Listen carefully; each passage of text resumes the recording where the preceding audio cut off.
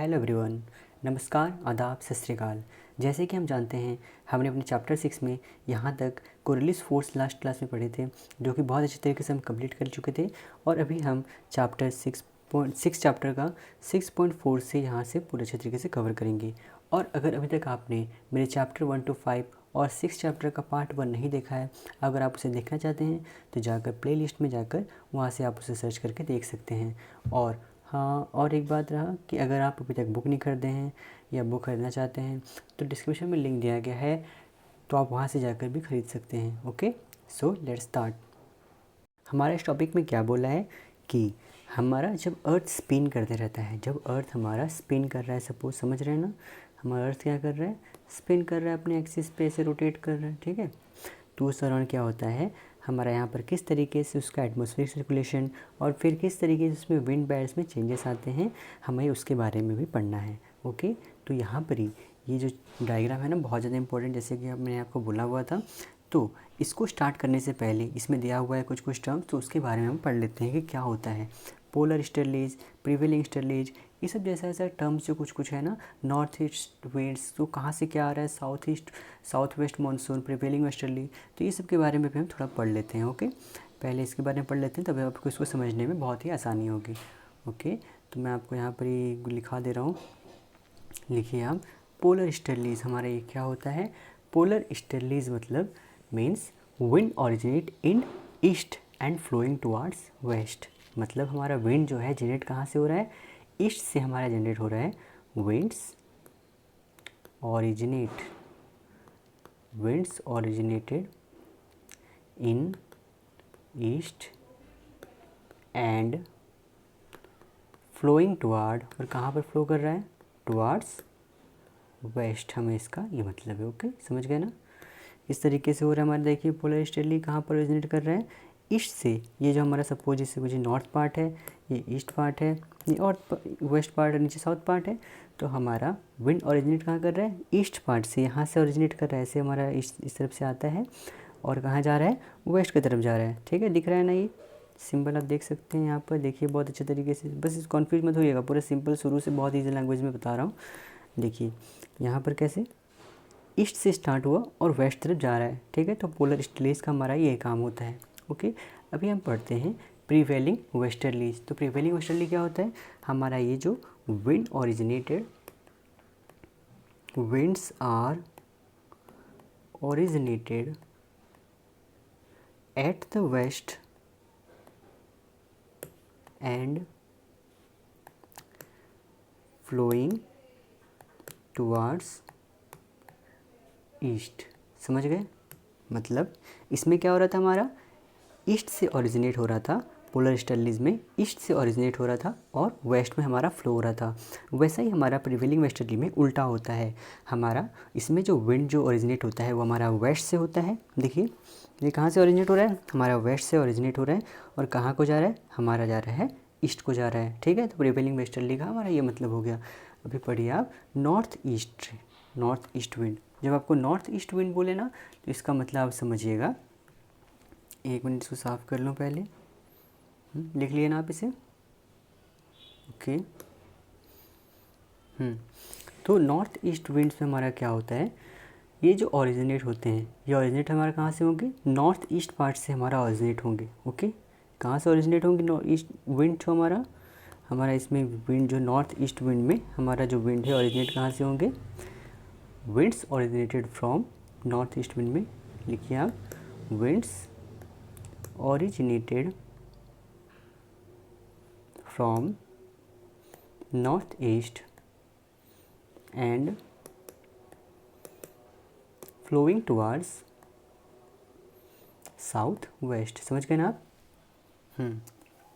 Okay, अब वैसा ही हमारा साउथ ईस्ट ट्रेड विंड्स के अगर हम बारे में बात करें, तो ये क्या होता है, हमारा इसमें जो है विंड्स ओरिजिनेट कहाँ से होगा, आप जैसे कि देख सकते हैं विंड हमारा कहाँ से ओरिजिनेट हो रहा है, इसमें विंड हमारा ओरिजिनेट हो रहा है, winds originate from south east. South ये वाला पार्ट हुआ, ईस्ट इधर से है, तो ये मतलब मेनली यहाँ से हो रहा है कि नहीं, तो ये साउथ ईस्ट से हमारा ओरिजिनेट हो रहा है विंड, और फ्लो कहाँ पर हो रहा है, नॉर्थ वेस्ट तरफ, and flowing towards north west. Clear है ना। नॉर्थ, देखिए ये पार्ट जो नॉर्थ है आगे तरफ जा रहा है, और ये जो वेस्ट है इधर तरफ, समझ गए, ठीक है। तो हमारा जो साउथ ईस्ट ट्रेंड जो है उस क्या हो रहा है, विंड जो ऑरिजिनेट हो रहा है हमारा साउथ ईस्ट पार्ट से, और फ्लो कहाँ पर हो रहा है, नॉर्थ वेस्ट में। समझ में आ गया ना, ओके। अभी आगे बढ़ते हैं, अभी हम पढ़ते हैं प्रिवेलिंग वेस्टर्लीज। तुम्हारा प्रिवेलिंग वेस्टर्लीज क्या होता है, तो आप लिखिए prevailing westerlies. Prevailing westerlies means winds यहाँ पर ओरिजिनेट हमारा कहाँ से हो रहा है, winds are originated at the west, okay, and flowing towards, और कहाँ पर फ्लो हो रहा है, जैसे देख सकते हैं towards ईस्ट। हमारा ये वेस्ट से ओरिजिनेट हो रहा है प्रिवेलिंग वेस्टर्लीज में, देख सकते हैं ये वाला पार्ट। प्रिवेलिंग वेस्टर्ली में कहाँ से ओरिजिनेट हो रहा है, वेस्ट से ओरिजिनेट हो रहा है, और कहाँ पर जा रहा है हमारा, ईस्ट पार्ट तरफ जा रहा है। इसीलिए हम प्रिवेलिंग वेस्टर्लीज को क्या बोलते हैं, विंड्स में ओरिजिनेट होता है वेस्ट से, और फ्लो कहाँ पर होता है, ईस्ट पार्ट में। Now last polar easterlies. Polar easterlies में क्या हो गया, वही सेम जैसे कि ऊपर पढ़े थे हम, यहाँ पर वही ऊपर में दिया हुआ है ना, वैसा ही यहाँ पर ही क्या होता है पोलर ईस्टर्लीज में, कि हमारा विंड जो ओरिजिनेट कहाँ से हो रहा है, ईस्ट से हमारा विंड जो है ओरिजिनेट हो रहा है, और कहाँ पर फ्लो हो रहा है, वेस्ट में हमारा फ्लो हो रहा है। ठीक है, क्लियर है ना, जैसे कि आप देख सकते हैं ईस्ट में ओरिजिनेट हो रहा है, वेस्ट में हमारा फ्लो हो रहा है। ओके, तो हमारा ये तो टर्म हम समझ गए, और भी इसमें कुछ कुछ टर्म्स दिए हुए हैं, जैसे कि हम देख सकते हैं। एक मिनट पहले इस सबको साफ़ कर लो, आप इसे अच्छे से लिख लिया है ना, एक मिनट लिख लीजिए। पोलर ईस्टर्लीज मतलब क्या हो गया, हमारा विंड जो ओरिजिनेट कहाँ से हो रहा है, ईस्ट से, और फ्लो कहाँ पर हो रहा है, वेस्ट में। ओके, नॉर्थ ईस्ट विंड में उसी तरीके से हमारा क्या हो रहा है, विंड जो ओरिजिनेट हो रहा है नॉर्थ ईस्ट से, और फ्लो कहाँ पर हो रहा है, साउथ वेस्ट में। और वहीं पर अगर हम बात करें साउथ ईस्ट ट्रेड विंड का, तो विंड हमारा ओरिजिनेट हो रहा है साउथ ईस्ट में, और फ्लो कहाँ पर हो रहा है, नॉर्थ वेस्ट में। प्रिवेलिंग वेस्टर्लीज में वही चीज़ हो रहा है कि विंड हमारा ओरिजिनेट हो रहा है वेस्ट से, और फ्लो कहाँ पर हो रहा है, ईस्ट में। और पोलर ईस्टर्ली लास्ट में हमारा ओरिजिनेट होता है ईस्ट से, और फ्लो कहाँ पर हो रहा है, वेस्ट में। समझ गए। अभी नाउ हम इसे थोड़ा साफ़ कर लेते हैं, बस एक मिनट। तो आप यहाँ पर देखिए कि पहले इक्वेटर कहाँ पर है, इक्वेटर दिख रहा है आपको, इक्वेटर इक्वेटोरियल डोलड्रम के पास क्या लिखा हुआ है, ITCZ। तो ITCZ क्या होता है, ये हमारा इसका फुल फॉर्म होता है इंटर ट्रॉपिकल कन्वर्जेंस जोन। तो हमारा ये एक टाइप का रीजन है जो कि प्रेजेंट होता है हमारा बिटवीन द ट्रॉपिक्स, जहाँ पर नॉर्थ और साउदर्न हेमिस्फीयर ट्रेड विंड जो है हमारे कन्वर्ज करते हैं। तो इसके बारे में अच्छे से पढ़ेंगे आगे, ठीक है। तो इसके बारे में आप बस जाने रहिए कि क्या होता है क्या नहीं। तो अभी हम पढ़ने वाले हैं, इसका डायग्राम में बहुत कुछ इंपॉर्टेंट है, ठीक है। तो इसमें पहले 0 to 5 डिग्री दिख रहा है, 0 to 5 डिग्री, 0 डिग्री कहाँ पर है, इक्वेटर के पास। समझ में आ रहा है, 0 डिग्री हमारे कहाँ पर है, इक्वेटर के पास हमारा 0 डिग्री है। जैसे कि हम देख सकते हैं यहाँ पर हमारा ये 0 डिग्री हो गया। तो सपोज 0 to 5 डिग्री, अगर मैं इसको 5 डिग्री लूँ तो इसे ही हम बोलते हैं यहाँ से लेकर डोल ड्रम्स बोलते हैं, ठीक है। 0 डिग्री में दिया हुआ है, लेकिन ये नहीं, हमारा इक्वेटोरियल डोल ड्रम को हम बोलते हैं 0 to 5 डिग्री तक हमारा जो रेंज करता है उसे हम बोलते हैं डोल ड्रम्स। ओके, क्लियर है, डोल ड्रम्स बोलते हैं। अगर वही हम बात करें 30 डिग्री लैटीट्यूड, 30 डिग्री लैटीट्यूड में, सॉरी पहले यहाँ से ना, तो 5 डिग्री, 5 डिग्री से लेकर 30 डिग्री लैटीट्यूड तक हम क्या बोलेंगे, हम इसे बोलते हैं ट्रेड विंड्स। समझ में आया क्या बोल रहे हैं, एक मिनट। ठीक है, तो हम 5 डिग्री टू 30 डिग्री के बीच में हम क्या बोल रहे थे, क्या बोलते हैं इसे, हम ट्रेड विंड्स बोलते हैं। अगर वही हम बात करें 30 डिग्री लैटीट्यूड को हम क्या बोलते हैं, ये हमारा हॉर्स लैटीट्यूड, इसी को बोलते हैं 30 डिग्री लैटीट्यूड को हम क्या बोलेंगे, हॉर्स लैटीट्यूड, ठीक है, हॉर्स लैटीट्यूड। इसके बारे में आगे अच्छे से, बहुत अच्छे से पढ़ेंगे, पहले ये सब का बेसिक जान लीजिए डायग्राम में है क्या। Now 30 degree to 60 degree, 30 degree to 60 degree को हम क्या बोल रहे हैं, हमारा यहाँ पर इसे बोलते हैं प्रिवेलिंग वेस्टर्लीज, ठीक है, प्रिवेलिंग वेस्टर्लीज लिखा ही हुआ, आप जान भी रहे हैं। जैसे विंड बेल्ट होता है ये, क्या है, ये एक टाइप का विंड बेल्ट है। और हमारा जो हॉर्स लैटीट्यूड जहाँ जो बोला, ये क्या है, एक बाउंड्री है, ठीक है। क्या हो रहा है, एक मिनट। हाँ, तो यहाँ पर प्रिवेलिंग वेस्टर्लीज हम कहाँ से कहाँ तक बोले, 30 डिग्री से लेके 60 डिग्री को हम क्या बोले थे, प्रिवेलिंग वेस्टर्लीज, जो कि हमारा एक विंड बेल्ट था। और ये जो हॉर्स लैटीट्यूड है जो कि 30 डिग्री नॉर्थ पे हमारा पाया गया, इसको हम क्या बोल रहे थे, एक टाइप का बाउंड्री है हमारा। Okay, clear. नाउ अभी हम पढ़ते हैं कि 60 to 90 डिग्री को हम क्या बोलेंगे। 60 to 90 डिग्री को हम बोलते हैं वही जैसे यहाँ लिखा हुआ है पोलर ईस्टर्लीज। क्या बोल रहे हैं 60 to 90 डिग्री को? Polar easterlies. ओके, नाउ हमारा ये 90 डिग्री जो पॉइंट होगा इसे हम क्या बोलेंगे? 90 डिग्री को पोलर हाई प्रेशर यहाँ पर ही बोलते हैं। ठीक है, 90 डिग्री पे हम क्या बोलते हैं? Polar high pressure. ठीक है, जो कि एक टाइप का हमारा बाउंड्री ही है। तो जैसे कि हम देख सकते हैं और एक बार शुरू से देख लेते हैं। 0 डिग्री पे हम क्या बोल रहे थे? 0 डिग्री हमारा इक्वेटर था। ओके, तो 0 to 5 डिग्री हमारा क्या हो गया? डोलड्रम। क्लियर है? 0 to 5 डिग्री हमारा क्या हुआ? डोलड्रम हुआ। उसके बाद 5 डिग्री to 30 डिग्री हमारा क्या हुआ? यहाँ पर ट्रेड विंड्स हुआ। फिर 30 डिग्री पे हम क्या बोले? इसको हम हॉट एटीट्यूड बोले। फिर 30 to 60 डिग्री को क्या बोल रहे हैं हम? प्रिवेलिंग वेस्टर्लीज बोल रहे हैं। फिर वही 60 डिग्री को हम क्या बोले? Polar front. मैं इसे नहीं बताया ना शायद से। तो 60 डिग्री हम क्या बोल रहे हैं? Polar front. यहाँ पे लिखा हुआ है 60 डिग्री नॉर्थ को हम क्या बोलते हैं? पोलर। नॉर्थ ईस्ट साउथ को वही बोलते हैं। ओके, तो हमारा फिर 60 to 90 डिग्री को क्या बोल रहे हैं हम? Polar easterlies. और 90 डिग्री को हम क्या बोल रहे हैं यहाँ पर ही? हमारा polar high pressure boundary. Okay, clear? अब शायद से क्लियर है आपको। वैसे यहाँ पर सब होता है, यहाँ पर हॉट एटीट्यूड, पोलर फ्रंट, वही सब कुछ है। ओके, अभी हम पढ़ते हैं कि हमारा ये मेनली है क्या। पहले सबसे पहले पढ़ते हैं। और एक बात हमारा 0 to 30 डिग्री जो होता है ना, उसे हम क्या बोलते हैं? हैडली सेल भी बोलते हैं। क्या बोल रहे हैं? Hadley cell. Okay, 0 to 30 degree को हम क्या बोले? हमारा ट्रेड विंड बोल रहे थे ना, तो ट्रेड विंड यहाँ पर ही क्या हो रहा है? हमारा ये जो है हैडली सेल भी बोलते हैं। 0 to 30 डिग्री यहाँ लिख लीजिए, हमारा ये हो गया हैडली सेल। ओके, फिर हमारा 30 to 60 डिग्री को हम क्या बोलेंगे? 0 to 30 डिग्री को हम क्या बोल दिए थे? ओके, तो फिर 30 to 60 डिग्री को हम क्या बोलेंगे? फेरल सेल बोलते हैं। Ferrel cell. और फिर 60 डिग्री to 90 डिग्री को हम क्या बोलेंगे? Polar cell. Polar cell. ये आपको खाली पेज में समझाने से बेटर रहेगा ना। Okay, wait. ओके फाइन, तो अभी आप आ जाइए हैडली सेल के ऊपर। हम यहाँ पर हैडली सेल के बारे में पढ़ रहे थे। तो मैंने क्या बोला था? हैडली सेल हमारा कहाँ से लेकर वेरी कर रहे हैं? 0 से लेकर 30 डिग्री तक हमारा होता है। इसी को हम क्या बोल रहे थे? इसी को हम ट्रेड विंड्स पे अपना बोल रहे थे। देखिए इसको अच्छे से। तो इसमें हमारा क्या बोल रहा है?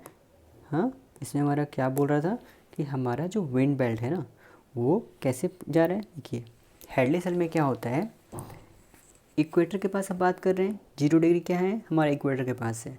तो जैसे कि हम जानते हैं सबसे ज़्यादा गर्मी हमारा कहाँ पर पड़ेगा? इक्वेटर के पास पड़ेगा। सन रे जो डायरेक्ट वहाँ पर ही हिट करेगा। तो उसकी वजह से क्या होगा? यहाँ पर ज़्यादा गर्मी के होने के कारण यहाँ पर लो प्रेशर क्रिएट हो जाएगा। लो प्रेशर क्रिएट होगा कि नहीं होगा? होगा ना। तो फिर उसके क्या होगा?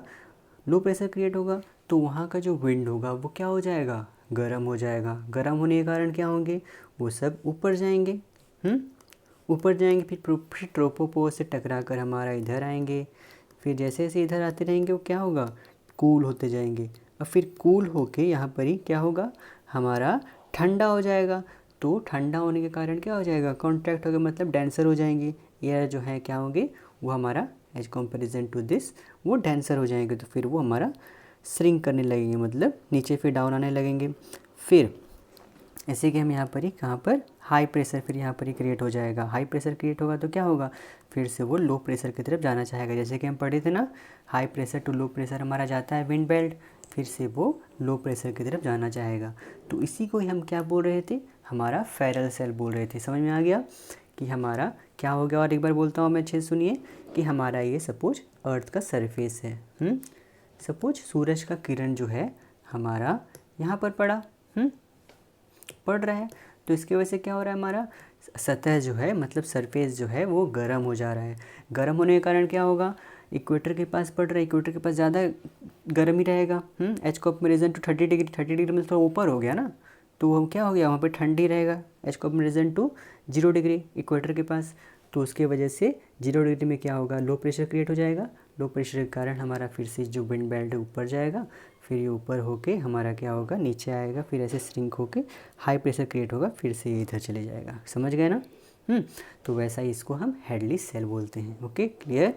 हाँ, तो जैसे कि हम इसको और एक बार अच्छे से देख लें। यहाँ पर कहाँ पर देख लें? यहाँ पर देखिए इसमें क्या हो रहा है, वही कन्वेक्शन सेल हम पढ़े थे, याद है, वही चीज़ का यहाँ पर बस फंडा है। 0 डिग्री पे क्या हो रहा है हमारा, ज़्यादा गर्मी रहेगा, सन रे यहाँ पर डायरेक्ट पड़ेगा, सन रे पड़ेगा एज कंपेरिजन टू दिस, तो ठीक है, तो यहाँ से फिर हमारा ये उठेगा विंड बेल्ट, ऐसे जाएगा, फिर यहाँ श्रिंक होके हमारा फिर ट्रोपोपॉज से टकरा के यहाँ पर ही आ जाएगा।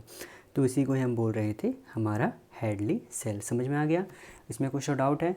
और एक चीज़, हैडली सेल के बारे में आप डायरेक्ट लिख रहे हैं ना, पढ़ रहे हैं, तो उसी वक्त ही मैं आपको लिखा देता हूँ, ठीक है। हैडली सेल के बारे में हम लिख लेते हैं कुछ। हैडली सेल हमारा क्या है, ये एक thermally, directly thermal driving current है, हीट के वजह से जो हमारा ड्राइविंग करंट जो मूव कर रहा है। तो हैडली सेल के बारे में लिख लीजिए, it is an directly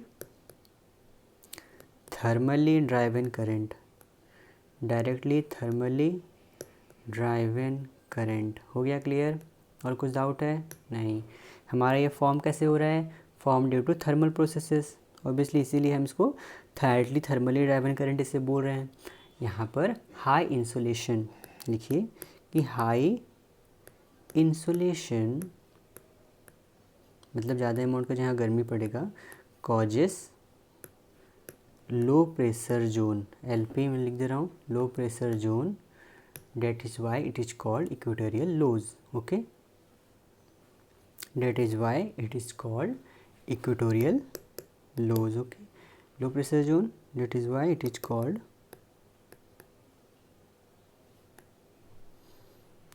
equatorial lows, okay, clear है ना? अब नाउ ये हमारा सेल जो है फॉर्म कहाँ पर हो रहा है, 0 डिग्री से लेकर 30 डिग्री लैटिट्यूड के बीच में, जिसे हम बोल रहे थे ट्रेड विंड्स में हम इसे बोल रहे थे।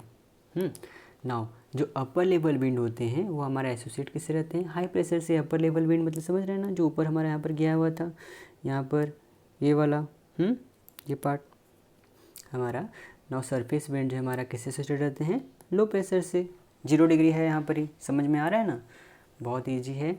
और एक चीज़ आप लिख लीजिए इसके बारे में कि हमारा जो है वो क्या होता है, 1 मिनट देख लो, मैं कुछ है और इम्पोर्टेंट।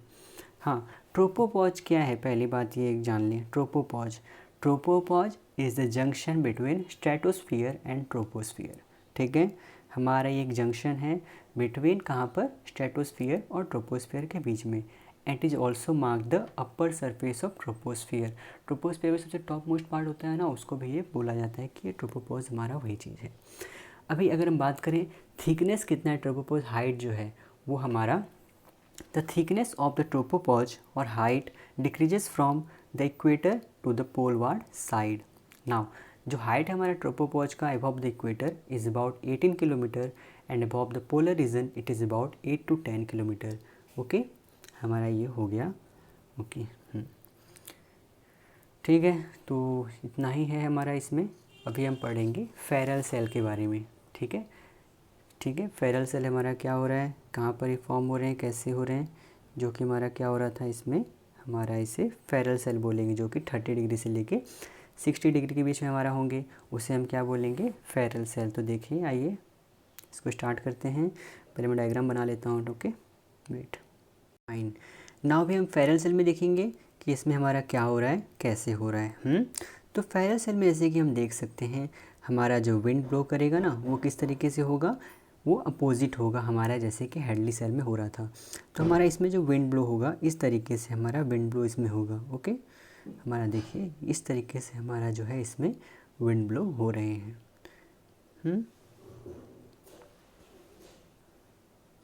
ठीक है ना, इस तरीके से हमारा इसमें विंड ब्लो होगा। और फिर ये हमारा 60 डिग्री है, इसमें लो प्रेशर क्रिएट होगा, वो हमारा 30 डिग्री है, इधर हमारा हाई प्रेशर क्रिएट होगा, ओके। नाउ अभी अगर हम बात करें तो यहाँ पर इसको हम क्या बोल रहे हैं, हमारा ये हो जा रहा है फेरल सेल, और इसी को ही हम क्या बोल रहे थे, प्रिवेलिंग वेस्टर्लीज, ठीक है। उसको हम क्या बोल रहे थे, हमारा 0-30 डिग्री जो हो रहा था उसे ये ट्रेड विंड्स बोल रहे थे, और उसे हैडली सेल बोल रहे थे, और हमारा इसे हम क्या बोल रहे हैं, फेरल सेल और प्रिवेलिंग वेस्टर्लीज का इसे हम नाम दे रहे हैं। तो इसमें कोई भी आपको दिक्कत नहीं है ना, कि यहाँ पर देखिए। और हाँ, इसको मैं और एक बार समझा देता हूँ कि यहाँ पर हाई प्रेशर होने के कारण यहाँ पर क्या होगा, हमारा जो विंड जो ब्लो कर रहा था वो क्या होगा, वो श्रिंक करना स्टार्ट करेगा। अब श्रिंक करेगा तो वहाँ पर ही फिर क्या होगा, हमारा जो है विंड इस तरीके से नीचे आएगा। फिर यहाँ पर ही हमारा ये हाई प्रेशर होने के कारण जैसे हम जानते हैं कि हाई प्रेशर से लो प्रेशर बन जाता है, तो वैसा ही यहाँ पर ही आ जाएगा। फिर यहाँ पर लो प्रेशर जो है, लो प्रेशर जैसे कि जानते हैं तो इसमें पर एक विंड बैल जो है हमारा बहुत ज़्यादा गर्म हो जाएगा।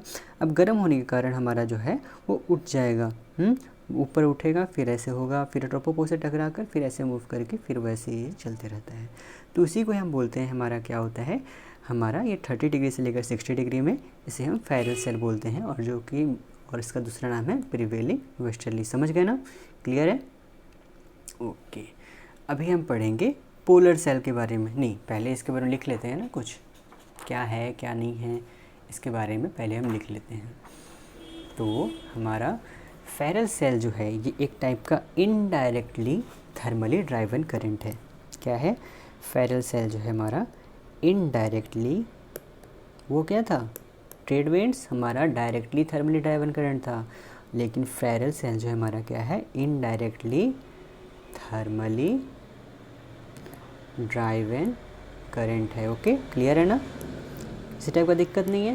ओके, हमारा ये फॉर्म कहाँ पर हो रहा है, forms from 30 degree to 60 degree latitude.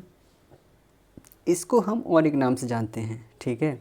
ये हमारा मैकेनिकल प्रोसेस से फॉर्म होता है, इसीलिए हम इसको मैकेनिकल सेल भी बोलते हैं, ठीक है।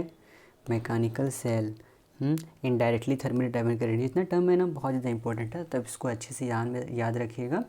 तो इसमें हमारा देखिए, आइए इसको देखते हैं। अब हमारा इसमें क्या हो रहा था, हमारा 30 डिग्री टू 60 डिग्री की बात कर रहे हैं। तो देखिए यहाँ से हमारा विंड ब्लो होकर यहाँ पर आ रहा था ना, तो वो जैसे इधर जाएगा, तो फिर कुछ जो विंड होते हैं यहाँ पर चढ़ जाएंगे, हमारा ये क्या हो गया, ठीक है। तो वो इस तरफ आएंगे हमारा, फिर वो ऐसे मूव करता है, फिर वो ऐसे। तो इसको हम क्या बोल रहे थे, हमारा फेरल सेल बोल रहे थे। तो इसमें किसी टाइप की दिक्कत नहीं होना चाहिए आपको, बहुत ईजी है। बहुत ईजी लग रहा है ना, कुछ भी हार्ड तो नहीं है इसमें, समझ गए आप? ओके, अगर आपको कुछ भी डाउट हो या कुछ भी हो तो आप कमेंट सेक्शन में बेझिझक बोलिएगा, मैं उससे आपको समझाने का पूरी तरीके से कोशिश करूँगा। अभी फ़िलहाल हम पढ़ते हैं लास्ट अपना पोलर सेल के बारे में। ओके, पहले मैं डायग्राम बना लेता हूँ, 1 मिनट वेट। नाउ अभी हम बात करते हैं पोलर सेल के बारे में।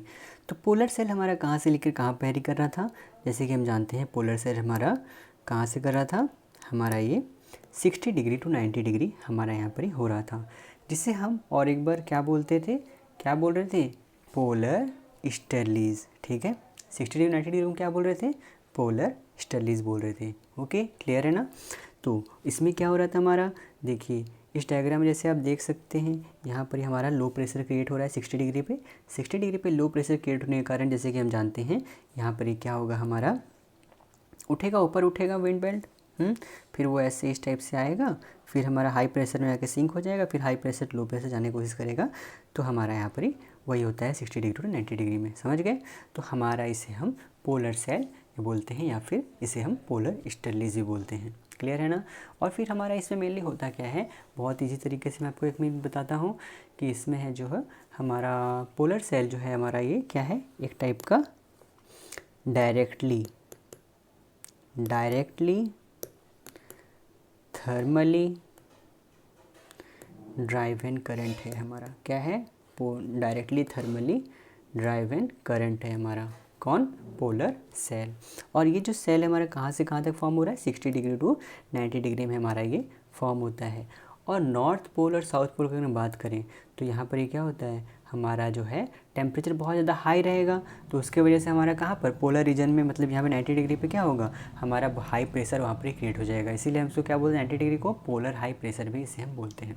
तो आपको मेनली इसमें याद रखने का एक चीज़ है कि हमें इसमें फॉर्म्स ड्यू टू हमारा थर्मल प्रोसेस से ये फॉर्म हो रहा है, forms due to thermal processes, ठीक है। लेकिन आप ध्यान दीजिए, हमारा जो हम जिससे पहले पढ़े थे ना, कौन सा, फेरल सेल, जो कि 30 डिग्री 60 डिग्री में फॉर्म हो रहा था, वो हमारा फॉर्म्स ड्यू टू क्या लिख रहे थे, हमारा मैकेनिकल प्रोसेस से फॉर्म हो रहा था, इसलिए हम उसको मैकेनिकल सेल भी बोल रहे थे। लेकिन हमारा जो है हमारा हेडली सेल और पोलर सेल जो होते हैं वो हमारा थर्मल सेल भी उन्हें बोला जाता है, because they are form due to thermal processes, clear है ना, किसी टाइप का दिक्कत नहीं है, ठीक है। नाउ एक चीज़ और पढ़ते हैं हम। ओके फाइन, अभी हम देखते हैं इसमें कहाँ कहाँ तक हम पढ़ चुके। हाँ, तो सर्कुलेशन सेल्स के बारे में हम बहुत अच्छे तरीके से पढ़ चुके हैं, जिसमें हेडली सेल, फेरल सेल और पोरल सेल हमारा आ रहा था। और एक बात जान लीजिए कि हमारा जो हेडली सेल है, जो नाम है, सबसे पहले कब पढ़ा था? जॉर्ज हेडली के नाम पे पढ़ा था। तो इतना खास तो है नहीं, लेकिन फिर भी ये जानना है तो आप जान सकते हैं। बाकी ग्लोबल विंड पैटर्न का आप एनिमेशन फॉर्म में अगर आप इसको देखना चाहते हैं तो अगर आप बुक खरीदे हैं तो आप इसे स्कैन करके बहुत अच्छे तरीके से इसे देख लीजिएगा। ओके, अभी हम आगे बढ़ते हैं। यह हमारा यहाँ तक हो चुका था। नाउ प्रेशर, प्रेशर में हमारा क्या बोला गया है? प्रेशर हमारा ये होता क्या है, पहले हम जान लें। Pressure a column of cool, यहाँ पर जो डेंस एयर रहते हैं, कूल एयर जो रहेगा वो क्या रहेगा हमारा? ऑब्वियसली डेंस एयर रहेगा। वो कहाँ पर मूव करेगा? वो सरफेस पे मूव करेगा और हमारा क्या क्रिएट करेगा? एक हाई प्रेशर क्रिएट करेगा। तो उसके वजह से क्या होगा, हमारा जो डिसेंडिंग एयर है एट अबाउट 30 डिग्री नॉर्थ और साउथ लैटिट्यूड, वहाँ पर क्या होगा, हमारा हाई प्रेशर जोन क्रिएट होंगे, जिसे हम क्या बोलते हैं? सब ट्रॉपिकल हाई बोलते हैं। उसी तरीके से हमारा डिसेंडिंग एयर जो है एट द पोल हमारा क्रिएट करेंगे हाई प्रेशर रीजन्स, इसीलिए हम इसको क्या बोलते हैं? पोलर हाइज बोलते हैं। ठीक है, तो सब ट्रॉपिकल हाई और पोलर हाई के बारे में आप पढ़ लिए। नाउ किस टाइप का वेदर हमारा पाया जाएगा हाई प्रेशर एरिया में? तो हमारा वहाँ पर एयर जो है क्वाइट ड्राई रहेंगे, जैसे कि हम पढ़े थे। हमारा कोल्ड एयर कैसा रहते हैं? ड्राई रहते हैं, क्योंकि उसमें ज़्यादा अमाउंट का मॉइस्चर जो प्रेजेंट होता नहीं है। तो हमारा यहाँ पर हाई प्रेशर पे हमारा क्वाइट ड्राई एयर यहाँ पर ही मिलेंगे और वो हमारा tends to warm under its own weight. जैसे वो भारी होते जाएंगे क्या होगा? कंप्रेशन के कारण वो वार्म हो जाएंगे। इसलिए जो इस एरिया पे हमारा टिपिकली हमें ड्राई, क्लियर और फेयर कंडीशंस हमें देखने को मिलते हैं। कहाँ पर? हमारा हाई प्रेशर एरियाज़ में। नाउ जो कंडीशन जो है ये नेसेसरी नहीं है कि हमारा not necessarily warm such as at the poles, just dry and associated with clear sky हमें मिलेंगे। कहाँ पर? हमारा हाई प्रेशर रीजन में, जैसे कि पोलर रीजन में। नाउ हमारा बात किया जाए अगर, तो a column of warm low density air जो होते हैं, वार्म लो डेंसिटी एयर में समझ रहे हैं ना, हमारा जो ऐसे इक्वेटर के पास सपोज मिल रहा है, वो क्या होगा? वो सरफेस से हमारा राइज करना स्टार्ट कर देगा। लो प्रेशर जोन पे मिल रहा है, लो प्रेशर ध्यान दीजिए क्या बोल रहा है? गर्म लो डेंसिटी एयर, तो क्या होगा?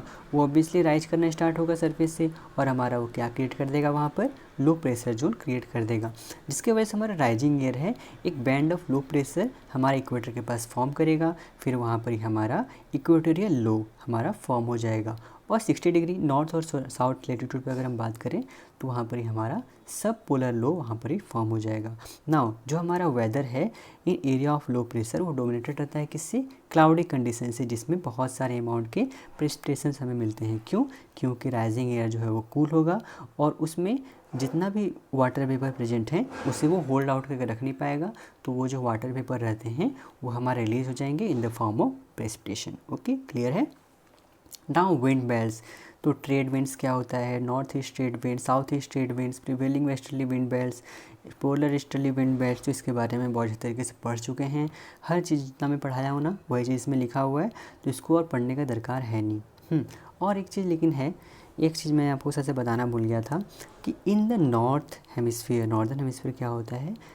नॉर्थ ईस्ट जो ट्रेड विंड हैं वो राइट की तरफ क्यों मुड़ जा रहे थे? मतलब वो सीधा ऐसे जा रहे थे, वो मुड़ क्यों जा रहे थे हमारे राइट की तरफ? Due to Coriolis effect and blow from north east to south west. जैसे कि हम देख सकते हैं नॉर्थ ईस्ट ट्रेड विंड क्या हो रहा था? नॉर्थ ईस्ट से south, north east trade wind कहाँ गया? नॉर्थ ईस्ट से हमारा साउथ वेस्ट की तरफ जा रहा था ना, तो ये जो मुड़ा ये राइट की तरफ क्यों मुड़ा? क्योंकि हमारा यहाँ पर क्या हो रहा है? कोरोलिस इफेक्ट हमारा काम करता है। समझ गए आप? तो इसी के वजह से हमारा यहाँ पर ही हो गया। ओके, अभी वही अगर हम बात करें, इधर आ जाइए आप। Now polar easterly wind blends में क्या हो रहा था? Air moves away from the high pressure the poles to producing the polar easterly. Now हमारे जो कोरलिस इफेक्ट है वो मैक्सिमाइज कहाँ पर, मतलब कहाँ पर सबसे ज़्यादा मिलेगा? हमें हाई लैटिट्यूड से ज़्यादा मिलेंगे, इसलिए ये जो विंड है उस तरफ ज़्यादा अमाउंट में डिफ्लेक्ट हो रहे थे, बहुत ही स्ट्रांगली डिफ्लेक्ट हो रहे थे। ठीक है, कहाँ पर? पोलर साइड में। नाउ जो पोलर ईस्टर्ली है वो हमारा ब्लो कहाँ से करता है? नॉर्थ ईस्ट जो है नॉर्दर्न हेमिस्फीयर से, और वहाँ पर ही साउथ ईस्ट जो है हमारा साउदर्न हेमिस्फीयर में। मतलब पोलर ईस्टर्ली हमारा कहाँ से कहाँ तक ब्लो कर रहा था? हम पहले ही पढ़ चुके हैं, नॉर्थ ईस्ट से और ये हो रहा था, ओरिजिनेट हो रहा था, और हमारा कहाँ पर ये फ्लो हो रहा था? हमारा ये साउथ ईस्ट में हमारा ये फ्लो हो जा रहा था। ओके, नाउ जब भी हमारा पोलर ईस्टर्ली जो हमारा प्रिवेलिंग वेस्टर्ली के साथ कांटेक्ट में आ रहा था, कहाँ पर, नियर द सब polar low pressure belt at 60 degree north और साउथ लैटिट्यूड, तो वहाँ पर क्या हो रहा था, हमारा warmer less dense air of the prevailing westerly rise हो जा रहे थे above the colder more dense air of the polar easterlies. मैं आपको जो बता चुका हूँ ना वही सब बस यहाँ पर दिया हुआ है, बस किस लिए मुड़ रहे थे वो आपका कोरिलेस इफेक्ट के चलते, बस आप याद रखिए, बस इसमें और कुछ भी एक्स्ट्रा और नहीं दिया हुआ है।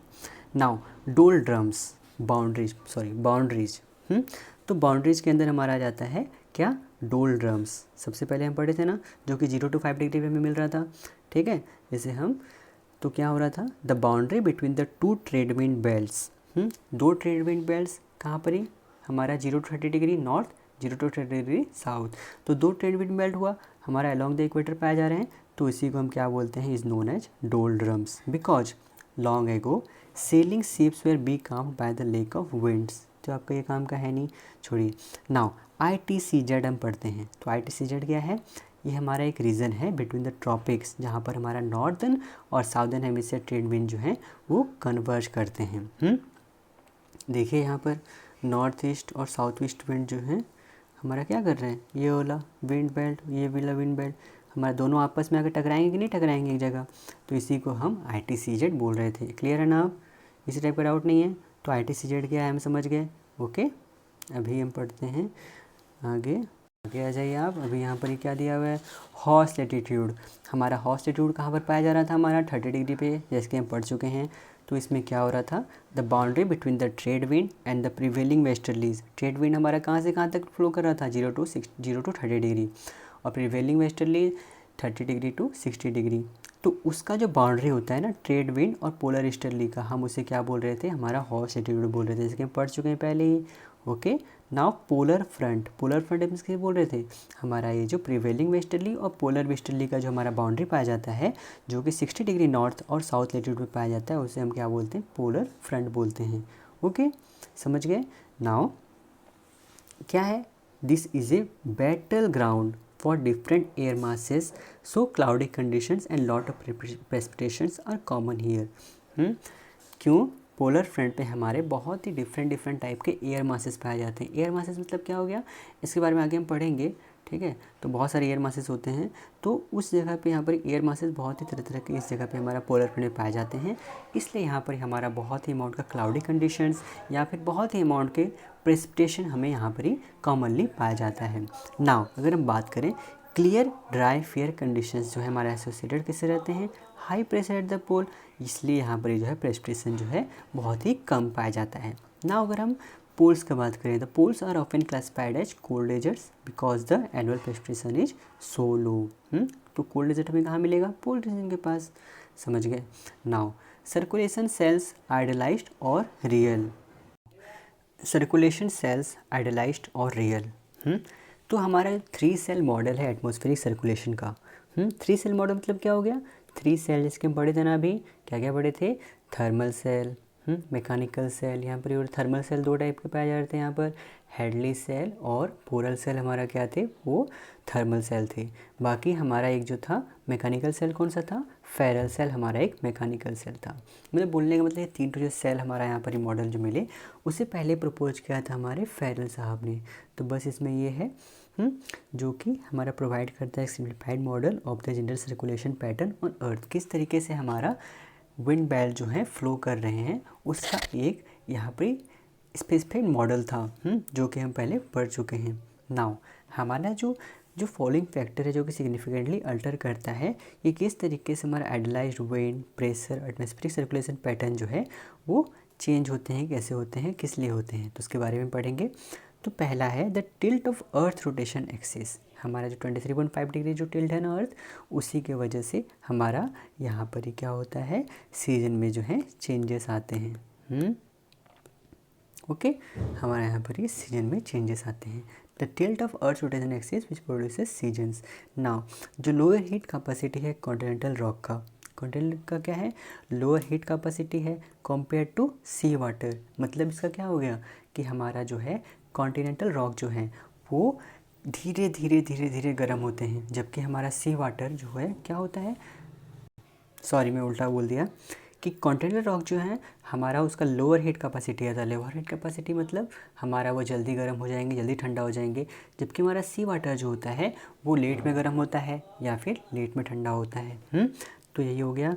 Which makes the air over continents जो होते हैं वो हमारा कोल्डर इन विंटर होते हैं और warmer in summer than the air as over adjacent oceans. Now the uneven distribution जो है लैंड और ओशन का, जो कि हमारा अर्थ के सरफेस के ऊपर मिल रहे हैं, which particularly affects patterns in the northern hemisphere. समझ गए।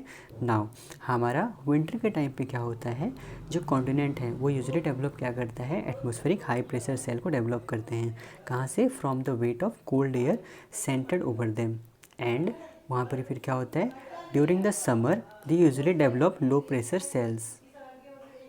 और इन फैक्ट अगर हम बात करें तो इस टाइप के जो सच सीजनल शिफ्ट्स जो होते हैं एटमॉस्फेरिक प्रेशर में एशिया के दौरान, तो उसे हम क्या बोलते हैं, मानसून विंड्स के द्वारा होते हैं, जो कि हम उसके बारे में इंडियन ओशन करंट में आता है वो, तो उसके बारे में चैप्टर 7 में पढ़ेंगे, बहुत अच्छे तरीके से पढ़ेंगे। तो इन जनरल अगर हम देखें जो पैटर्न है एटमॉस्फेरिक हाई और लो प्रेशर जोन का, हमारा फिगर 6.13 में यहाँ पर दिखाया गया है, जो कि हमारा ठीक है। तो यहाँ पर हम इसको अच्छे से पढ़ लिए। और अभी हम यहाँ पर पढ़ते हैं कि इक्वेटोरियल, ये जो है फिगर जो है ना, ये बहुत ज़्यादा टेबल जो है बहुत ज़्यादा इंपॉर्टेंट है, ठीक है। तो इसको आप अच्छे से पढ़िएगा। इसमें क्या बोला है, इक्वेटोरियल जो कहाँ से तक है, इक्वेटोरियल डोल्ड्रम जो है हमारा 0 to 5 डिग्री है, जो कि एक डोल्ड्रम बाउंड्री है। यहाँ एटमॉस्फेरिक प्रेशर कैसा होता है, हमारा लो होता है। ये बहुत ही इंपॉर्टेंट है, बहुत ज़्यादा इंपॉर्टेंट है, तो इसको आप अच्छे से पढ़िएगा। तो इसमें जो कैरेक्टरिस्टिक क्या क्या यहाँ पर पाए जाएंगे, लाइट वेरिएबल विंड्स पाए जाएंगे, लाइट एयर हल्का एयर जो यहाँ पर पाया जाएगा, एबेंडेंट क्लाउडीनेस पाया जाएगा, बहुत ही अमाउंट के यहाँ पर प्रेसिपिटेशन हमें मिलेंगे। और हमारा सबसे main breeding ground for hurricanes हमारा ये है 0 to 5 degree. Now 5 to 30 degree को हम क्या बोल रहे थे, हमारा ये जो ट्रेड विंड्स बेल्ट है, और इसे हम हेडली सेल भी बोल रहे थे, ठीक है। तो यहाँ पर ही कैरेक्टरिस्टिक क्या हो जाएगा, स्ट्रॉन्ग स्टेडी विंड्स यहाँ पर मिलेंगे हमारा, जो कि हमारा जनरली फ्रॉम द ईस्ट होते हैं, ईस्ट, ठीक है। फिर 30 डिग्री पे हमारा इसको क्या बोल रहे थे, हॉट एटीट्यूड, इसको हम एक टाइप से बाउंड्री बोल रहे थे। हमारा एक बाउंड्री था जिसमें एटमॉस्फेरिक प्रेशर जो है कैसा हमारा रहेगा, हाई एटमॉस्फेरिक प्रेशर हमारा पाए जाएंगे, जिसमें वही फिर से हमारा लाइट वेरिएबल विंड्स मिलेंगे, dry clear fair weather with little precipitation, और major deserts of the world. Major deserts of the world जो हमारे कहाँ पर मिलेंगे, 30 डिग्री पे, जो कि हमारा है हॉट एटीट्यूड। ये बहुत ही इंपॉर्टेंट है, इससे आप याद रखिएगा कि major deserts of the world जो है हमें यहीं पर मिलेंगे। नाउ 30 to 60 डिग्री लैटिट्यूड, यहाँ पर अगर हम बात करें तो प्रिवेलिंग वेस्टर्ली विंड बेल्ट जो होता है हमारा यहाँ पर ही पाया जाता है, और जो विंड है हमारे जनरली जो है फ्रॉम द वेस्ट यहाँ पर ही ओरिजिनेट होते हैं, जो कि हमारा स्टॉर्म्स को लाता है और फिर इन्फ्लुएंस करता है weather across the US. Now 60 degree का वैसा ही दिया है, इसमें पोलर फ्रंट बाउंड्री हमें मिलता है, जैसे हम पढ़ चुके हैं। तो इसमें एटमॉस्फेरिक प्रेशर कैसा हो जाएगा, हमारा लो हो जाएगा।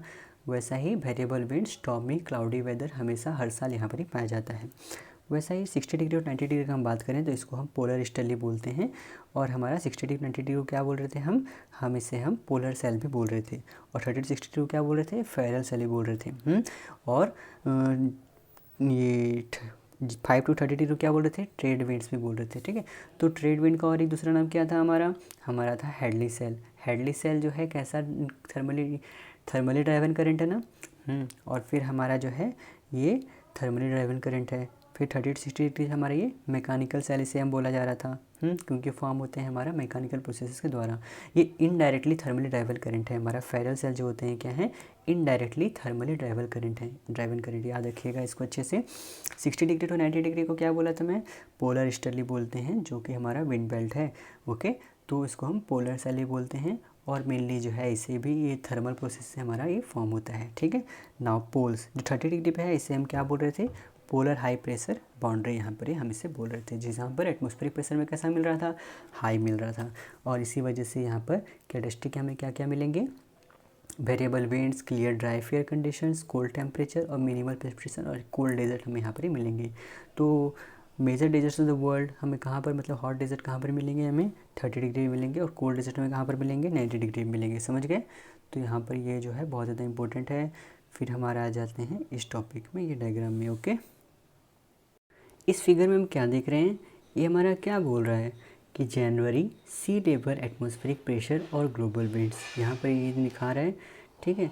तो इसमें हमारा बोला है ग्रीन एरो शो कर रहा है डायरेक्शन ऑफ विंड्स जो कि मूव कर रहा है high pressure region towards low pressure region but are modified by the Coriolis effect. Okay, तो हम इसे देखते हैं इस डायग्राम में क्या दिया हुआ है। सबसे पहले जैसे कि दिया हुआ है यहाँ पर ही 90 डिग्री पे हमारा पोलर हाई प्रेशर पाया जाता है जो कि एक टाइप का बाउंड्री है, जैसे कि हम पहले भी पढ़ चुके हैं। और फिर हमारा पोलर स्टेडली हमें कहाँ पर मिलेगा, 30 डिग्री, ये सॉरी 60 डिग्री टू 90 डिग्री में हमें ये पोलर स्टेडलीज हमें मिलता है जो कि एक हमारा विंड बेल्ट है ना। वही अगर हम बात करें पोलर फ्रंट, तो पोलर फ्रंट हमें कहाँ मिलता है, ये 60 डिग्री पे हमें मिलता है जो कि हमारा कहाँ क्या है, एक लो प्रेशर जोन यहाँ पर ही क्रिएट होता है। फिर अगर हम वही बात करें प्रिवेलिंग वेस्टर्लीज विंड बेल्ट, तो प्रिवेलिंग वेस्टर्लीज विंड बेल्ट हमारा क्या है, ये एक टाइप का विंड बेल्ट है जो हमारा इसमें क्या पाया जा रहा था, हमारा ये फेरल सेल, यानी यहाँ पर ही इसे फेरल सेल भी बोल रहे थे जो कि 30 डिग्री तो 60 डिग्री में हमें पाया जा रहा था, 30 डिग्री तो 60 डिग्री में। और वहीं फिर हॉर्स एटीट्यूड में क्या हो रहा था, हमारा हॉर्स एटीट्यूड भी एक टाइप का हमारा बाउंड्री था जहाँ पर ही हमारा उसका एटमॉस्फेरिक प्रेशर जो है यहाँ पर ही हाई पाया जा रहा था। ठीक है, तो हॉर्स एटीट्यूड हमारा कहाँ पर होता है, वो हमारा 30 डिग्री पे होता है। ओके, नाउ अगर हम बात करें north east trade wind belts, तो हमारा ये कहाँ से लेकर कहाँ तक होता है, 5 डिग्री टू 30 डिग्री हमारा ये होता है ट्रेड विंड, जिसे हम और क्या बोलते हैं, हेडली सेल भी बोलते हैं। ठीक है, ट्रेड विंड, इसे हम क्या बोलते हैं, हेडली सेल भी बोलते हैं। ओके, फिर हमारा इक्वेटोरियल डोल्ट्रम्स आता है जो कि यहाँ पर एक टाइप का बाउंड्री है और ये हमारा इधर लो प्रेशर जोन पाया जाता है जो कि मेनली कहाँ पर प्रेजेंट है। ऐसे भी क्वेश्चन आ सकते हैं, यहाँ पर दो wind belt same wind belt जो है आके कन्वर्ज हो रहे हैं, यहाँ पर हमारा इक्वेटोरियल डोल्ट्रम यहाँ पर ही बनाते हैं जो कि ITCZ भी होता है वो। तो हमारा ये क्या ITCZ लेकिन अलग है, हाँ, जो पहले बताया था वही चीज़ है। तो इक्वेटोरियल डोल्ट्रम हमारे यहाँ पर कहाँ से लेके 0 to 5 डिग्री पे हमें मिलते हैं। ओके, क्लियर है, इसमें किसी टाइप का डाउट है आपको, किसी टाइप का नहीं होना चाहिए, इसमें कुछ है ही नहीं। और अगर हम बात करें तो प्रेशर जोन और विंड बेल्ट्स जो हमारे होते हैं जो कि नॉर्दर्न और साउदर्न हेमिस्फीयर में पाए जा रहे हैं। नॉर्दर्न हेमिस्फीयर मतलब इक्वेटर के इधर पार्ट जो हो गया इसे हम नॉर्दर्न हेमिस्फीयर बोल रहे हैं, बाकी इक्वेटर के इधर जो पार्ट हो गया इसे हम साउदर्न हेमिस्फीयर बोल रहे हैं। तो यहाँ पर जो भी हमारे प्रेशर जोन और विंड बेल्ट्स पाए जा रहे हैं तो वो क्या हो रहे हैं, एक दूसरे के मिरर इमेजेस से पाए जाते हैं। और ये नोटिस कर सकते हैं हम इस फिगर में कि how the overall patterns of atmospheric pressure and wind belts match. ठीक है, किस तरीके से हमारे यहाँ पर मैच हो रहे हैं। तो हमारा देख सकते हैं यहाँ पर क्या क्या है, इसमें तो और कुछ खास इंपॉर्टेंट है नहीं, तो वही चीज़ यहाँ पर ही बस दिया हुआ है, तो आप इसे अच्छे से याद रखिएगा। Now how does the ocean influence global weather phenomena and climate patterns. इसका बोलने का मतलब क्या है कि हमारा ओशन के वजह से किस तरीके से हमारा ग्लोबल वेदर फिनोमिना या फिर हमारा क्लाइमेट पैटर्न्स यहाँ पर ही चेंज होता है। जैसे कि हम जानते हैं हमारा अर्थ सरफेस पे ओशन जो है बहुत ही ह्यूज अमाउंट में एक्सटेंड होके हैं और इसी की वजह से वाटर का अनयूजुअल थर्मल प्रॉपर्टी हमें देखने को मिलता है और उसी वजह से हमें क्या होता है, हमारा ग्लोबल वेदर फिनोमिना और क्लाइमेट पैटर्न ओशन के वजह से हमें देखने को मिलते हैं। नाउ ये हम जानते हैं कि पहले वेदर और क्लाइमेट हमारा होता क्या है। तो वेदर क्या है, वेदर हमारा डिस्क्राइब करता है कि condition of the atmosphere at a given time and place. ठीक है, उस टाइम पे और उस जगह पे हमारा जो हो रहा है वो एटमॉस्फेयर का कंडीशन वहाँ पर ही कैसा है, तो हमारा उसको क्या बोलते हैं, वेदर बोलते हैं। अगर वही हम बात करें क्लाइमेट का तो ये लॉन्ग टर्म होता है, एवरेज ऑफ वेदर। ठीक है, लगभग यहाँ पर ही हमारा 12 साल कितना आई थिंक ऐसे लेते हैं, एवरेज लेते हैं कि कितना साल वहीं पर ही देखते हैं कब उस वक्त क्लाइमेट कैसा है, कब कैसा हो रहा है, एवरेज निकाल के फिर वहाँ पर ही क्लाइमेट निकालते हैं। मतलब बोलने का मतलब है कि वेदर जो है एक शॉर्ट टर्म फिनोमिना है और क्लाइमेट जो है ये लॉन्ग टर्म फिनोमिना है। मतलब इन द सेंस कि वेदर जो है क्या होता है हमारा, जैसे एक समझिए अभी आज का वेदर कैसा है, हमारा अभी समर टाइम चल रहा है। ठीक है, तो हम इसे क्या बोलेंगे, हमारा आज मतलब बहुत ही हॉट है, तो हमारा यहाँ का वेदर हो गया। बाकी अगर क्लाइमेट का अगर बात करें तो क्लाइमेट जो लॉन्ग टर्म मतलब ऐसा देखा जाता है सालों से, इस महीने में इस महीने तक लेकर हमारा क्लाइमेट कैसा रहता है, फिर उस महीने से जैसे चले जाएगा, फिर इसके बाद हमारा क्या आएगा, बरसात आएगा, फिर ठंडी आएगा, वैसा ही होता है ना, तो हमारा वो क्लाइमेट हो गया। नाउ अगर हम ऑब्जर्व करें weather conditions in an area over a long period we can begin to draw some conclusion about its climate. ठीक है, for instance if the weather in an area is dry over many years we can say that area has an arid climate. हाँ, समझ गए ना। जैसे एक area पे हमें बहुत ही लंबे समय तक हमारा वहाँ पर ड्राई वेदर ओवर पाया जा रहा है। बहुत ही लंबे समय तक, बहुत ही सालों तक हमें वहाँ पर ड्राई एरिया पाया जा रहा है, तो उस एरिया का हमें क्लाइमेट क्या बोलेंगे, हम उसे एरिड क्लाइमेट बोल देंगे। ओके, क्लियर है ना। नाउ विंड्स हमारा क्या होते हैं, हम जैसे कि जानते हैं विंड हमारा कहाँ से कहाँ तक फ्लो करते हैं, मैंने आपको पहले ही बता चुका है। तो उसमें क्या होता है, हाई प्रेशर से लेकर लो प्रेशर जोन में हमारा विंड जो है ट्रैवल करते हैं। तो एयर जो है हमारा हमेशा कहाँ से मूव करता है, high pressure towards low pressure, and at the movement of air जो होता है इसी को हम विंड बोलते हैं। हाउएवर जो भी है, एज जैसे कि एयर हमारा मूव करता है हाई प्रेशर रीजन और towards to low pressure region में, तो कोरलिस इफेक्ट क्या होता है, उसका डायरेक्शन को वहाँ पर ही चेंज कर देता है। जैसे अगर हम बात करें नॉर्दर्न हेमिस्फीयर में, तो हमारा अगर एयर जो है high pressure to low pressure अगर मूव कर रहा है, तो हमारा कोरलिस इफेक्ट के चलते हमारा वो कर्व कहाँ पर कर जाएगा, राइट की तरफ मुड़ जाएगा, और रिजल्ट्स इन काउंटर क्लॉकवाइज, ठीक है, flow of air around low pressure cell, जिसे हम साइक्लोनिक फ्लो भी बोलते हैं। साइक्लोनिक मतलब एक सर्किल के जैसा फॉर्म हो रहा है, मतलब इस टाइप में यहाँ पर ही, जैसे हमारा ये हो गया। ओके, नाउ सिमिलरली उसी तरीके से अगर हम बात करें तो हमारा क्या हो रहा है, एंटी साइक्लोनिक फ्लो हमारा क्या होगा, सिमिलरली जैसे ही एयर हमारा छोड़ता है एयर हाई प्रेशर रीजन को, तो वो क्या होगा, और हमारा राइट की तरफ वो कर्व कर जाएगा, जिसके वजह से हमारा एक एस्टैब्लिश कर देता है clockwise flow of air around high pressure, उसे ही हम एंटी साइक्लोनिक फ्लो बोलते हैं। समझ में आ गया। नाउ फिगर 6.14 का अगर हम बात करें तो यहाँ पर ये क्या हो रहा है हमारा, जैसे कि अगर हम स्क्रू ड्राइवर लें, कि एक स्क्रू ड्राइवर के हेल्प से हम ये समझ सकते हैं कि एयर जो है हमारा कैसे मूव कर रहा है high pressure towards low region in the northern hemisphere. तो इसमें क्या होता है, high pressure are similar to high screw, high मतलब यहाँ पर ही देख रहे हैं इसको कैसे मोड़ रहा है, ये इस तरीके से टाइट कर रहा है, टाइट करने टाइम कैसे हम क्लॉकवाइज करते हैं कि नहीं, तो इसी तरीके से वो कर रहा है, that needs to be tightened, so screw driver would be turn clockwise. अगर वही हम बात करें low pressure similar to a tightened screw that needs to be loosened, ठीक है, तो वहाँ पर लिफ्ट हो जाएगा, तो so screw driver would be turn counter clockwise. Low pressure region में उसे हमें खोलना है, लूज करना है, तो वहाँ पर ही एंटी क्लॉकवाइज में से मूव करेंगे। तो वहीं पर ही वही चीज़ बोला हुआ है, तो बाकी इसमें कुछ खास इंपॉर्टेंट तो है नहीं, तो वही वेदर और क्लाइमेट के बारे में बोला है, तो इसमें उतना घुसिए मत। आइसोबार बट वर्ड्स याद रखिए, तो जहाँ पर हम आइसोबार, बार मतलब क्या है, प्रेशर, जहाँ पर ही सेम टाइप का हमें एटमॉस्फेरिक प्रेशर मिलेगा उसे हम आइसोबार बोलते हैं। नाउ अगर हम बात करें तो हाई प्रेशर रीजन में हमारा ये क्या बोला जा रहा है, air in high pressure zone sinks. High pressure zone में एयर क्या होता है, सिंक हो जाता है, रोटेट कहाँ पर करता है, क्लॉकवाइज डायरेक्शन में हमारा रोटेट करता है। Similar in a high screw that needs to be tightening. Okay, हमारा समझ में आ गया। फिर वही अगर हम लो प्रेशर का अगर हम बात करें तो यहाँ पर ये क्या हो रहा है, हमारा एयर जो है राइज कर रहा है, और हमारा रोटेट कहाँ पर हो रहा है, काउंटर क्लॉकवाइज मतलब एंटी क्लॉकवाइज डायरेक्शन में। जैसे कि स्क्रू को हम खोलने वक्त करते हैं, मतलब लूज करने वक्त, तो लूज करने वक्त क्या होगा, हमारा उसको ऑब्वियसली खोलना पड़ता है, तो एंटी क्लॉकवाइज मूव में वो मूव करेगा। ओके, नाउ अगर हम इन जनरल बात करें तो विंड हमारा कैसा फ्लो करता है, from high pressure towards low pressure region in response to the pressure gradient, जो कि हमारा which is the slope the isobar present. Now the winds are however are modified by the Coriolis effect which causes the winds to end up flowing रफली parallel to the isobars. Okay, तो इसमें कुछ खास important है नहीं। Okay, leave it. Why Christopher Columbus never set foot on north America, इसमें कुछ खास इम्पोर्टेंट तो नहीं है, तो इसको हम लीव करते हैं। नाउ सी ब्रिज और लैंड ब्रिज हमारा काफ़ी ज़्यादा इंपॉर्टेंट हो जाता है, तो इसको हम अभी हम कवर करेंगे। तो हमारा ये क्या है, सी ब्रिज और लैंड ब्रिज, जैसे कि इसको पहले भी आप पढ़ चुके होंगे अपने क्लासेस में स्कूल लाइफ में। तो मेनली इसको पढ़ लेते हैं हम।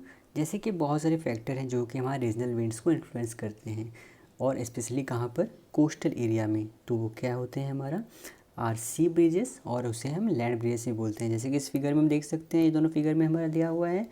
तो इसमें होता क्या है कि जब equal amount of solar energy हमारा लैंड और ओशन में दोनों टाइम पे पड़ता है, ठीक है, इक्वल अमाउंट ऑफ दिन में जैसे हुआ, तो इसमें भी उतना ही सोलर एनर्जी पड़ रहा है, धूप पड़ रहा है, और इसमें भी हमारा उतना ही पड़ रहा है। मतलब ओशन में भी सेम अमाउंट का हमारा धूप पड़ रहा है, और हमारा ये कॉन्टिनेंटल पार्ट में भी हमारा क्या हो रहा है, लैंड पार्ट में हमारा भी सेम अमाउंट का सोलर एनर्जी पड़ रहा है।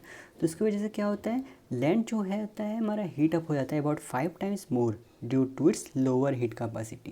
जैसे कि हम पहले ही पढ़ चुके हैं, लैंड का जो है बहुत ही कम हीट कैपेसिटी है, और हमारा ओशन और वाटर जो होता है उसका बहुत ज़्यादा हाई हीट कैपेसिटी होता है। मतलब उसे बहुत ज़्यादा टाइम लगता है, हमारा ओशन को हमारा बहुत ज़्यादा टाइम लगता है हीट होने में, मतलब 5 टाइम्स मोर लगता है। और वहीं हमारा लैंड पार्ट जो होता है उसका लो हीट कैपेसिटी की वजह से वो 5 टाइम्स मोर स्पीडीली हीट और कूल हो जाता है एज कम्पेयर टू हमारा ओशन।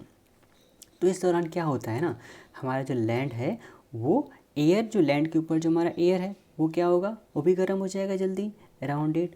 और हमारा आफ्टरनून के time the warm low density air जो है वो लैंड से उठता है। लो डेंसिटी एयर हमारा आफ्टरनून के टाइम लैंड से हमारा उठेगा, तो फिर राइजिंग एयर है वहाँ पर ही हमारा यहाँ पर लो प्रेशर जोन क्रिएट कर देगा। फिर हमारा ये उठ रहा है ना, ये दिख रहे हैं आप, यहाँ से उठ रहा है, तो उसकी वजह से क्या होगा, pulling the cool air above over the ocean towards land. तो फिर क्या होगा, हमारा कूल एयर जो है वो क्या करेगा, over the ocean towards land. यहाँ से फिर जैसे कि हम जानते हैं high pressure to low pressure यहाँ पर ही रीजन होता है, हमारा एयर मूव करता है। तो ऑब्वियसली यहाँ पर हमारा हाई प्रेशर है, ठीक है, ठंडी है, तो यहाँ से लेके यहीं पर मूव करेगा। तो उसको हम सी ब्रीज बोलते हैं। अगर वही हम बात करें नाइट टाइम में, तो क्या होता है, लैंड जो है, लैंड का सरफेस है 5 टाइम्स मोर रैपिडली कूल हो जाता है as compare to ocean. Now जैसे ही हमारा एयर वहाँ का कूल होता है, तो उसकी वजह से क्या होगा, हाई डेंसिटी एयर जो होते हैं वो सिंक हो जाते हैं। ठीक है, ये क्या होगा, यहाँ पर ही जल्दी क्या होगा, हमारा हाई डेंसिटी एयर जो है वो सिंक हो जाएगा, जो कि कहाँ पर प्रेजेंट है, हमारा लैंड पार्ट में प्रेजेंट है। तो यहाँ पर हमारा फिर हाई प्रेशर रीजन क्रिएट हो जाएगा। तो यहाँ से लेके यहाँ पर हमारा जाएगा कि नहीं जाएगा, तो creating a high pressure region that causes the wind to blow from the land. इसी को हम लैंड ब्रिज बोलते हैं। And it is most prominent in the late evening and early morning hours. तो इसीलिए जब भी आप नदी के पास सुबह सुबह अगर आप जाइएगा तो देखिएगा, तो क्या होगा, उसका पानी जो है आपको गर्म मिलेगा, अगर आप गर्मी के टाइम पे जा रहे हैं तो। और फिर आप जब ऐसे ठंड ये रात को आप देखिएगा तो क्या होगा, यहाँ पर ही ठंडा ठंडा पानी में मिलेगा। तो ऐसा यहाँ पर ही इसका होता है मेनली फिनोमिना। समझ गए। Now storms and fronts. हमारा ज़्यादा है नहीं, लगभग और आई थिंक 10 से 11 पेज होगा, बस ये चैप्टर कंप्लीट हो जाएगा। ठीक है, तो आप बने रहिए, पेशेंस नहीं खोने का है। Okay, now storms and fronts. Okay, तो जैसे कि अगर हम बात करें तो बहुत ही हाई और बहुत ही लो लेटीट्यूड में, हाई लेटीट्यूड मतलब हमारा पोलर रीजन के पास, लो लेटीट्यूड मतलब हमारा इक्वेटर रीजन के पास, तो वहाँ पर ही मेनली क्या होता है, हमारा डेली और माइनर सीजनल चेंजेस पाए जाते हैं वेदर में। ठीक है, डेली और माइनर जो है, माइनर सीजनल चेंजेस पाए जाते हैं हमारा वेदर में। तो इक्वेटोरियल रीजन जो होता है वो मोस्टली हमारा यूजुअली जो है वो वार्म, डैम्प और टिपिकली यहाँ पर एक काम रीजन पाए जाते हैं। ऐसा क्यों होता है कि डोमिनेंट डायरेक्शन जो होता है एयर मूवमेंट का, हमारा डोलड्रम का, द डोलड्रम इज अपवर्ड, वो ऊपर की तरफ होता है। वहीं अगर मिड डे रेन हमारा यहाँ पर ही कॉमनली पाया जाता है, even during the supposedly dry season, it is with in the mid latitudes between 30 and 60 degree north and south latitude, जहाँ पर हमारा स्टॉर्म्स जो हैं बहुत ज़्यादा कॉमनली पाए जाते हैं। अभी हम पढ़ते हैं स्टॉर्म्स के बारे में। तो स्टॉर्म्स क्या हैं, ये हमारा एक एटमॉस्फेरिक डिस्टर्बेंस है जो कि कैरेक्टराइज बाय स्ट्रॉन्ग विंड्स। मतलब इसमें जो है स्टॉर्म्स में क्या होंगे, बहुत ही से बोलते हैं ना, स्टॉर्म धुआं उठ रहा है, ठीक है, तूफ़ान आ रहा है बोलते हैं। तो इसमें बहुत ही अमाउंट का जो है विंड बहुत ही स्पीड चलते हैं, फिर वहाँ पर ही बारिश होता है, थंडर लाइटनिंग पाए जाते हैं, तो उसी को हम स्टॉर्म्स बोलते हैं। थंडर स्टॉर्म नाम जान ही रहे हैं ना, धूल मिट्टी जो उड़ता है, तूफ़ान बोलते हैं जिससे। उस टाइम क्या होता है नॉर्मली हमारा स्ट्रॉन्ग विंड्स, प्रेसिपिटेशन मतलब बारिश होता है, थंडर लाइटनिंग, ये सब मिलिए हमें पाए जाते हैं।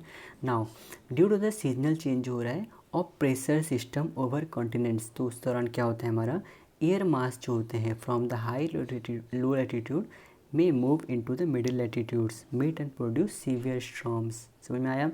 तो इस दौरान क्या बोला जा रहा है कि हमारा सीजनल चेंज के वजह से of pressure system over continents. तो हमारा एयर मास जो है हाई लो लेटीट्यूड में वो हमारा कहाँ पर मूव कर जाएंगे, मिडिल लेटीट्यूड में, और फिर वहाँ पर मिलके एक बहुत ही स्ट्रॉन्ग मतलब तूफान वहाँ पर ही प्रोड्यूस करेंगे। अभी हम बात करते हैं एयर मासेस का। तो एयर मासेस क्या है, ये हमारा एक लार्ज वॉल्यूम ऑफ एयर है जो कि हमारा क्या डिफाइन कर रहा है, definite that have a definite area of origin and distinctive characteristics. Okay, ऐसे बहुत सारे सेवरल एयर मासेस हैं जो कि हमारा यूएस का क्लाइमेट को अफेक्ट करते हैं। Now including polar air masses और tropical air masses. Polar air masses मतलब पोलर रीजन में हमारा जो एयर जो मिल रहा है ना, उससे हम मेनली पोलर एयर मासेस बोल रहे हैं, और ट्रॉपिकल रीजन पे हमारा जो एयर मासेस मिल रहा है उससे हम ट्रॉपिकल एयर मासेस बोल रहे हैं। तो ये जो कुछ एयर मासेस होते हैं हमारा लैंड से ओरिजिनेट होते हैं। ठीक है, सी मतलब कॉन्टिनेंटल, आगे में यहाँ पर ही देखेंगे, यहाँ पर आगे हमारा दिया गया है। ठीक है, तो सी मतलब इसका सी मतलब हमारा क्या हो जाएगा, कॉन्टिनेंट। यहीं पर यहाँ पर डिराइव कर दिया है कि हमारा क्या है, सी मतलब continent, therefore drier but most originate over the sea. M मतलब मैरीटाइम, मतलब यहाँ पर ही मॉइस्ट रीजन पाए जाएंगे। और फिर कोल्डर, पी मतलब पोलर, ए मतलब आर्टिक। कोल्डर रीजन में पोलर रीजन, आर्टिक रीजन में सारे कोल्डर रीजन है, तो पी मतलब पोलर, ए मतलब आर्टिक, और वार्म में टी मतलब ट्रॉपिकल। ठीक है, तो इतना भी हम यहाँ पढ़ेंगे। सी कॉन्टिनेंटल, एम मैरीटाइम, ठीक है, फिर जो कि मतलब मॉइस्ट वहाँ पर पाया जाएगा, पोलर रीजन, आर्टिक रीजन, फिर हमारा ट्रॉपिकल, सी एम पैट। इतना कोई हमें यहाँ पर ही पढ़ना है इसके बारे में। तो अभी हम पढ़ते हैं, ये देखिए वार्म फ्रंट कोल्ड फ्रंट जो है ना, ये हमारा एग्ज़ाम में आया हुआ था इस प्रीवियस ईयर। मतलब प्रीवियस जो हमारा जो एग्ज़ाम हुआ था जून का अभी, तो उसमें हमारा आया हुआ था। तो इसको भी आप अच्छे से पढ़ेंगे। तो पढ़ते हैं इसको हम। तो जैसे ही पोलर और ट्रॉपिकल एयर मास जो है हमारा मिडिल एल्टीट्यूड में घुसते हैं ना, मूव करते हैं, वो हमारा move gradually in an easterly direction, easterly direction में वो ग्रेजुअली वहाँ से मूव कर जाते हैं। तो अगर हम बात किया जाए तो वार्म फ्रंट क्या होता है, तो वार्म फ्रंट है contact between a warm air mass into an area occupied by cold air. ठीक है, तो यही चीज़, यही जो डेफिनेशन है ना, इसी का ही टर्म पे मतलब स्टेटमेंट वाइज हमारा पूछ लिया गया था। तो ये आपको याद रखना पड़ेगा कि वार्म फ्रंट क्या है। वार्म फ्रंट है हमारा एक contact between a warm air mass. जैसे ये सपोज वार्म एयर मास है और moving into an area occupied by cold air, मतलब यहाँ पर ही कोल्ड एयर जा रहा हो रहा है ना, तो यहाँ पर अगर इसे जाएगा तो इसे हम वार्म फ्रंट बोलेंगे। तो क्या बोला जा रहा है और एक बार समझिए, याद से याद रखिए इसे। वार्म फ्रंट क्या है, it is in contact between warm air, warm air mass यहाँ पर ही हो रहा है, moving into an area occupied by cold air. समझ गए ना? Okay, now cold front. Cold front क्या होता है हमारा, is the contact between a cold air mass, cold air mass, यहाँ पर कोल्ड एयर मास पाया जा रहा है, moving into an area occupied by warm air, मतलब कोल्ड यहाँ पे से यहाँ पर जाएगा। ठीक है, तो वही चीज़ उल्टा यहाँ पर ही बोला जा रहा है। तो कोल्ड फ्रंट क्या हो गया, it is contact between a cold air mass moving into an area occupied by warm air. Now अभी जो हमारा जेट स्ट्रीम ये सब जो है ना, ये सब भी हमारा मेनली इंपॉर्टेंट हो जाते हैं। मतलब देखिए चैप्टर 6, 7, 8, 9, 10, इधर जितना चैप्टर है ना, मोस्टली 10 तक जो है, 10, 11 तक बहुत ज़्यादा इंपॉर्टेंट है, बहुत ही ज़्यादा। मेनली सबसे ज़्यादा ये बुक का हार्ट बोला जाए ना, तो 6, 7, 8 चैप्टर हैं। ठीक है, 6, 7 सबसे मेन अगर बोला जाए, सबसे इसमें से भी मेन चैप्टर 7 है हमारा। ठीक है, तो जितना है ना इसको बहुत अच्छे तरीके से हम पढ़ेंगे, आप टेंशन मत लीजिए। तो स्टार्ट करते हैं। ओके, तो अगर हम बात करें जेट स्ट्रीम का, तो जेट स्ट्रीम क्या होते हैं, ये हमारा एक नैरो फास्ट मूविंग और ईस्टर्ली फ्लोइंग एयर मास। याद रखिए टर्म कहाँ पर, ईस्टर्ली फ्लोइंग। ठीक है, एयर मास है जो कि हमारे एग्जिस्ट कहाँ रहते हैं, above the middle latitude just below the top of the troposphere, centered at an altitude of about 10 kilometres. हमारा ये यूजुअली फॉलो करता है एक वो भी पाथ, और यहाँ पर ही may cause unusual weather by steering a polar air mass far to the south or a tropical air mass far to the north। छोड़िए ये सब, इसमें से और कुछ देख लेते हैं। तो मेनली आपको याद रखना है जेट स्ट्रीम क्या है, ये एक narrow fast moving easterly flowing air mass है जो कि एग्जिस्ट कहाँ होता है, above the middle latitude just below the top of the troposphere. तो इतना बस याद रखिएगा, ये ये जो जेट स्ट्रीम है वे भी पाथ में मिलने फॉलो होता है, मतलब मूव करता है। और एक बात, रिगार्डलेस ऑफ हमारा वेदर अ वार्म फ्रंट और cold front is produced, regardless हमारा वार्म फ्रंट या फिर कोल्ड फ्रंट कोई भी इसमें से हमारा प्रोड्यूस हो रहा हो, तो हमारा जो वार्मर लेस डेंसर एयर होते हैं वही उठेंगे above the denser cold air. Okay, समझ गए ना। तो ऐसा क्या मतलब हुआ, तो warm air cool as it rises, जैसे ही उठेंगे तो वो एक्सपांड होंगे, तो हमारा वो क्या होगा, धीरे धीरे कूल होने लगते हैं, इसलिए उनका जो वाटर वेपर है कंडेंस हो जाता है प्रेसिपिटेशन के फॉर्म पे। अगर वही हम बात करें कोल्ड फ्रंट का, तो यूजुअली स्टीपर होता है और वहाँ पर टेम्परेचर डिफरेंस जो होता है across it is greater than a warm front, इसीलिए rainfall along a cold front जो होता है वो यूजुअली हेवियर और briefer than rainfall along a warm front. तो अगर अभी हम बात करें ट्रॉपिकल साइक्लोन्स का, तो यहाँ पर हमारा आ जाएगा ये सब, जैसे हम पढ़ने वाले थे एयर मासेस के बारे में बोला था ना, बताऊँगा, तो यहाँ पर हमारा एयर मासेस के बारे में सब दिया हुआ है कि कैसा होता है, क्या होता है। तो हम पहले पढ़ते हैं ट्रॉपिकल साइक्लोन हरिकेन के बारे में। तो यहाँ पर हमारा क्या है, ट्रॉपिकल साइक्लोन मतलब क्या होता है, सर्कल के फॉर्म में मूव करना, मतलब clockwise, huge rotating mass of low pressure characterized by strong winds and torrential rain. तो ये एक टाइप का बहुत ही लार्जेस्ट स्टॉर्म है, सिस्टम है जो कि अर्थ में पाया जाता है, ठीक है, largest storm system on earth, इसलिए हमारा एसोसिएटेड नहीं रहते हैं किसी भी टाइप के फ्रंट से। हमारा ये ध्यान दीजिए, हरिकेन या ट्रॉपिकल साइक्लोन जिसे हम बोलते हैं वो हमारा किसी भी टाइप के फ्रंट, ना वार्म फ्रंट ना कोल्ड फ्रंट, किसी भी टाइप से फ्रंट से एसोसिएटेड नहीं रहते हैं। अगर हम बात करें नॉर्थ और साउथ अमेरिका का, तो ट्रॉपिकल साइक्लोन को वहाँ पर हम हरिकेन बोला जाता है, ठीक है। नॉर्थ और साउथ अमेरिका में, नॉर्थ और साउथ अमेरिका में हमें क्या बोला जाता है, ट्रॉपिकल साइक्लोन को हमारा हरिकेन बोला जाता है। और वहीं हमारा वेस्टर्न नॉर्थ पैसिफिक ओशन, ये भी आता है क्वेश्चन में, ये कहाँ पर क्या बोला जाता है बोलकर, तो वेस्टर्न पैसिफिक ओशन में हमारा ट्रॉपिकल साइक्लोन क्या बोला जाता है, टाइफून्स बोला जाता है। समझ में आया, क्या बोला जाता है, टाइफून्स। और वही अगर हम बात करें हमारा इंडियन ओशन में, हमारा इसे साइक्लोन बोला जाता है। इसीलिए हमारा न्यूज़ में जब भी आप सुनेंगे तो साइक्लोन वर्ड सुनेंगे कि साइक्लोन आ रहा है, ये आ रहा है, वो आ रहा है, ठीक है, ना कि आप हरिकेन और मोस्टली हमारा ये वर्ड टाइफून सुनेंगे। तो और एक बार पढ़ लेते हैं, नॉर्थ और साउथ अमेरिका में हमारा ट्रॉपिकल साइक्लोन को हरिकेन बोला जाता है और वेस्टर्न पैसिफिक ओशन में हमारा ट्रॉपिकल साइक्लोन को टाइफून बोला जाता है। अगर वही हम बात करें इंडियन ओशन में, तो इंडियन ओशन में हमारा ट्रॉपिकल साइक्लोन को हमारा साइक्लोन वर्ड से बोला जाता है। No matter what they are called, tropical cyclone जो होते हैं सब एक ही चीज़ है, नाम बस अलग अलग है, हर रीजन में अलग अलग बोला जाता है, और ये बहुत ही हाईली डिस्ट्रक्टिव होते हैं।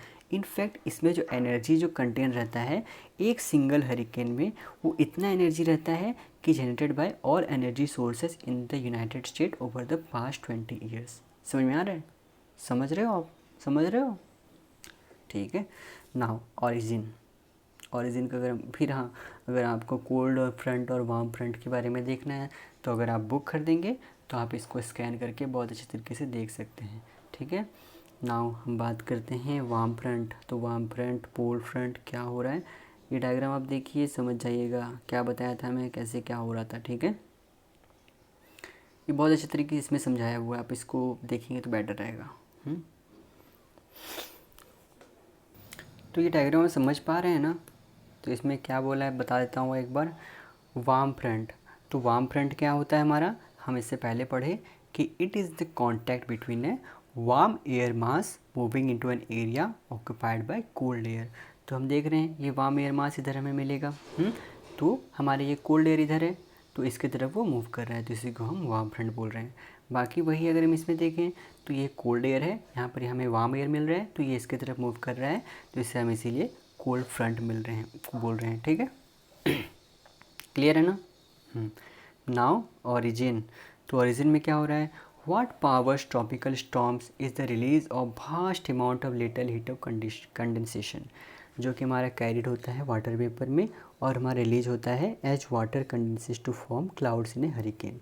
और जैसे ही हमारा ट्रॉपिकल साइक्लोन बिगिन होता है तो वहाँ पर लो प्रेशर सेल जो है हमारा क्या होता है, ब्रेक अवे हो जाता है इक्वेटोरियल लो प्रेशर बेल्ट से, और फिर हमारा ग्रो करता है और जैसे ही वो ग्रो करता है वो हमारा हीट एनर्जी जो है उसको वो पिकअप करके मतलब ये कर पिक के रहता है। फिर हमारा सरफेस विंड जो है वो हमारा मॉइस्चर को फीड करते हैं इन the form of water vapour into the storm. फिर हमारा क्या होता है, वाटर वेपर वहाँ से इवापोरेट कर जाता है, तो वहाँ पर ही एक ट्रिमेंडस जो अमाउंट का हीट जो स्टोर होकर है in the form of latent heat evaporation वहाँ पर ही होता है। फिर हमारा वाटर वेपर जो हमारा कंडेंस करता है लिक्विड फॉर्म में, मतलब इस केस में क्या हो रहा है, क्लाउड और रेन में, तो क्या होता है वो हमारा रिलीज करता है स्टोर्ड हीट, मतलब लेटेंट कंडेंसेशन जो है इनटू द सराउंडिंग एटमॉस्फेयर, जिसकी वजह से क्या होता है हमारा एटमॉस्फेयर वार्म हो जाता है और फिर एयर जो है राइज करने लगता है, मतलब वहाँ से उठने लगता है। फिर यही जो राइजिंग एयर है हमारा सरफेस प्रेशर जो है वहाँ का डिक्रीज कर देता है, जिसके वजह से क्या होता है additional warm moist surface air जो है हमारा स्टॉर्म में पैदा हो जाते हैं।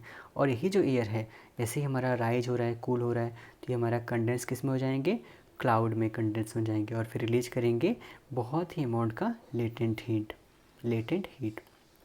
फिर फर्दर क्या होगा, जैसे ही स्टॉर्म को उसको पावर मिलेगा और continuously repeating itself as a feedback loop हर टाइम इंटेंसिफाई द स्टॉर्म। ठीक है, तो हरिकेन को कैसा फीडबैक लूप भी यहाँ पे बोला जाता है, तो इसको भी याद रखिएगा। फिर सबसे ज़्यादा मेन इंपॉर्टेंट टर्म जो है उतना वहाँ पर ही खास इंपॉर्टेंट था नहीं, सबसे मेन इंपॉर्टेंट जो यहाँ पर ही दिया हुआ है। ठीक है, तो ट्रॉपिकल स्टॉर्म्स को हमारा क्लासिफाइड किया गया है according to their maximum sustain wind speed. अगर हमारा विंड जो है are less than 61 kilometre per hour, अगर हमारा विंड का जो स्पीड है वो 61 किलोमीटर पर आवर से अगर वो कम है तो हमारा स्टॉर्म को क्लासिफाइड किया जाएगा ट्रॉपिकल डिप्रेशन फॉर्म में। नाम से हमारा ट्रॉपिकल डिप्रेशन कब बोलेंगे, जब हमारा विंड का स्पीड जो है 61 किलोमीटर पर आवर से कम रहेगा। अगर वहीं हमारा जो विंड का स्पीड है 61 से लेकर 120 किलोमीटर के बीच में रहता है, मतलब 61 टू 120 किलोमीटर पर आवर अगर हमारा विंड का स्पीड होगा तो उस टाइम हम क्या बोलेंगे, स्टॉर्म को ट्रॉपिकल स्टॉर्म बोलेंगे। और हमारा विंड जब एक्सीड कर जाएगा 120 किलोमीटर पर आवर तो हमारा उस टाइम स्टॉर्म को हम क्या बोलेंगे, tropical cyclone. Now Saffir Simpson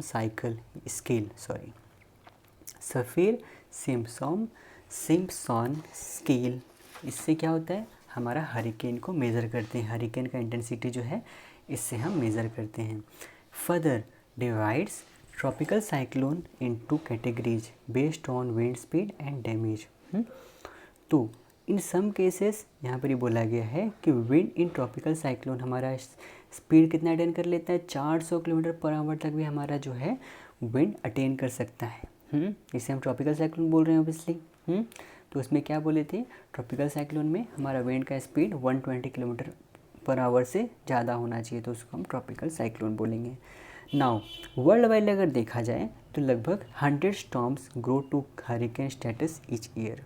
लगभग 100 से ज़्यादा स्टॉर्म हरिकेन के फॉर्म में हमारे यहाँ पर ही हर साल पाए जाते हैं। ओके, फिर हमारा क्या क्या सबसे ज़्यादा इम्पोर्टेंट जो हमारा कंडीशंस रिक्वायर क्या है हरिकेन को फॉर्म होने के लिए, यही चीज़ यहाँ पर इम्पोर्टेंट है। ओके, तो वो क्या है, ओशन वाटर का जो टेम्परेचर है वो हमारा 25 डिग्री सेल्सियस से ज़्यादा होना चाहिए। मतलब ओशन वाटर, ध्यान से सुनिए, ओशन में जो वाटर पाए जा रहे हैं उसका जो टेम्परेचर है हमारा मोर देन 25 डिग्री सेल्सियस होना चाहिए, जो इससे हमारा क्या होगा, एक एबंडेंस ऑफ वाटर वेपर वहाँ पर ही मिलेगा, जो कि एटमॉस्फेयर में जाएगा थ्रू इवापोरेशन।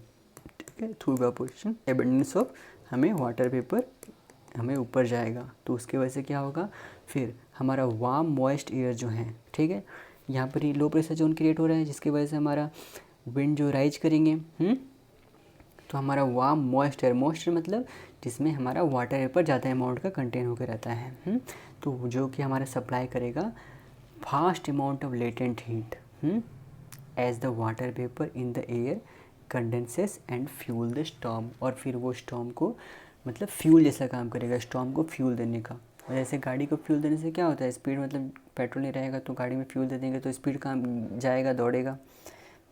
तो वैसा ही हमारा ये हरिकेन को स्टॉर्म मतलब फ्यूल देने का ये काम करता है। क्या चीज़ हमारा जब वार्म मॉइस्ट एयर जो है वो सप्लाई जब होगा, क्या चीज़ सप्लाई करेगा, vast amount of latent heat as the water vapour in the air condenses and fuel the storm.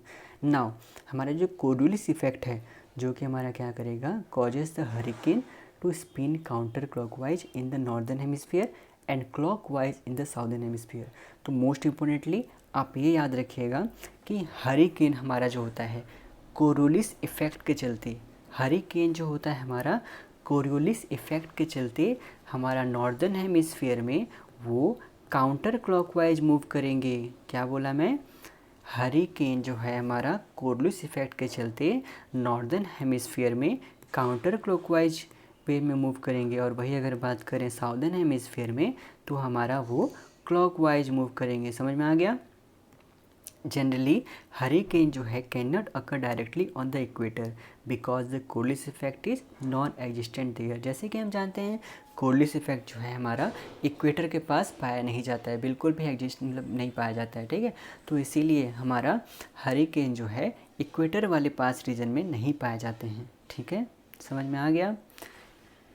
बहुत ही अच्छे तरीके से समझाया हूँ, और भी किसी टाइम मतलब यही चीज़ मेनली इंपॉर्टेंट है, ठीक है। इसे आप बस याद रखिएगा।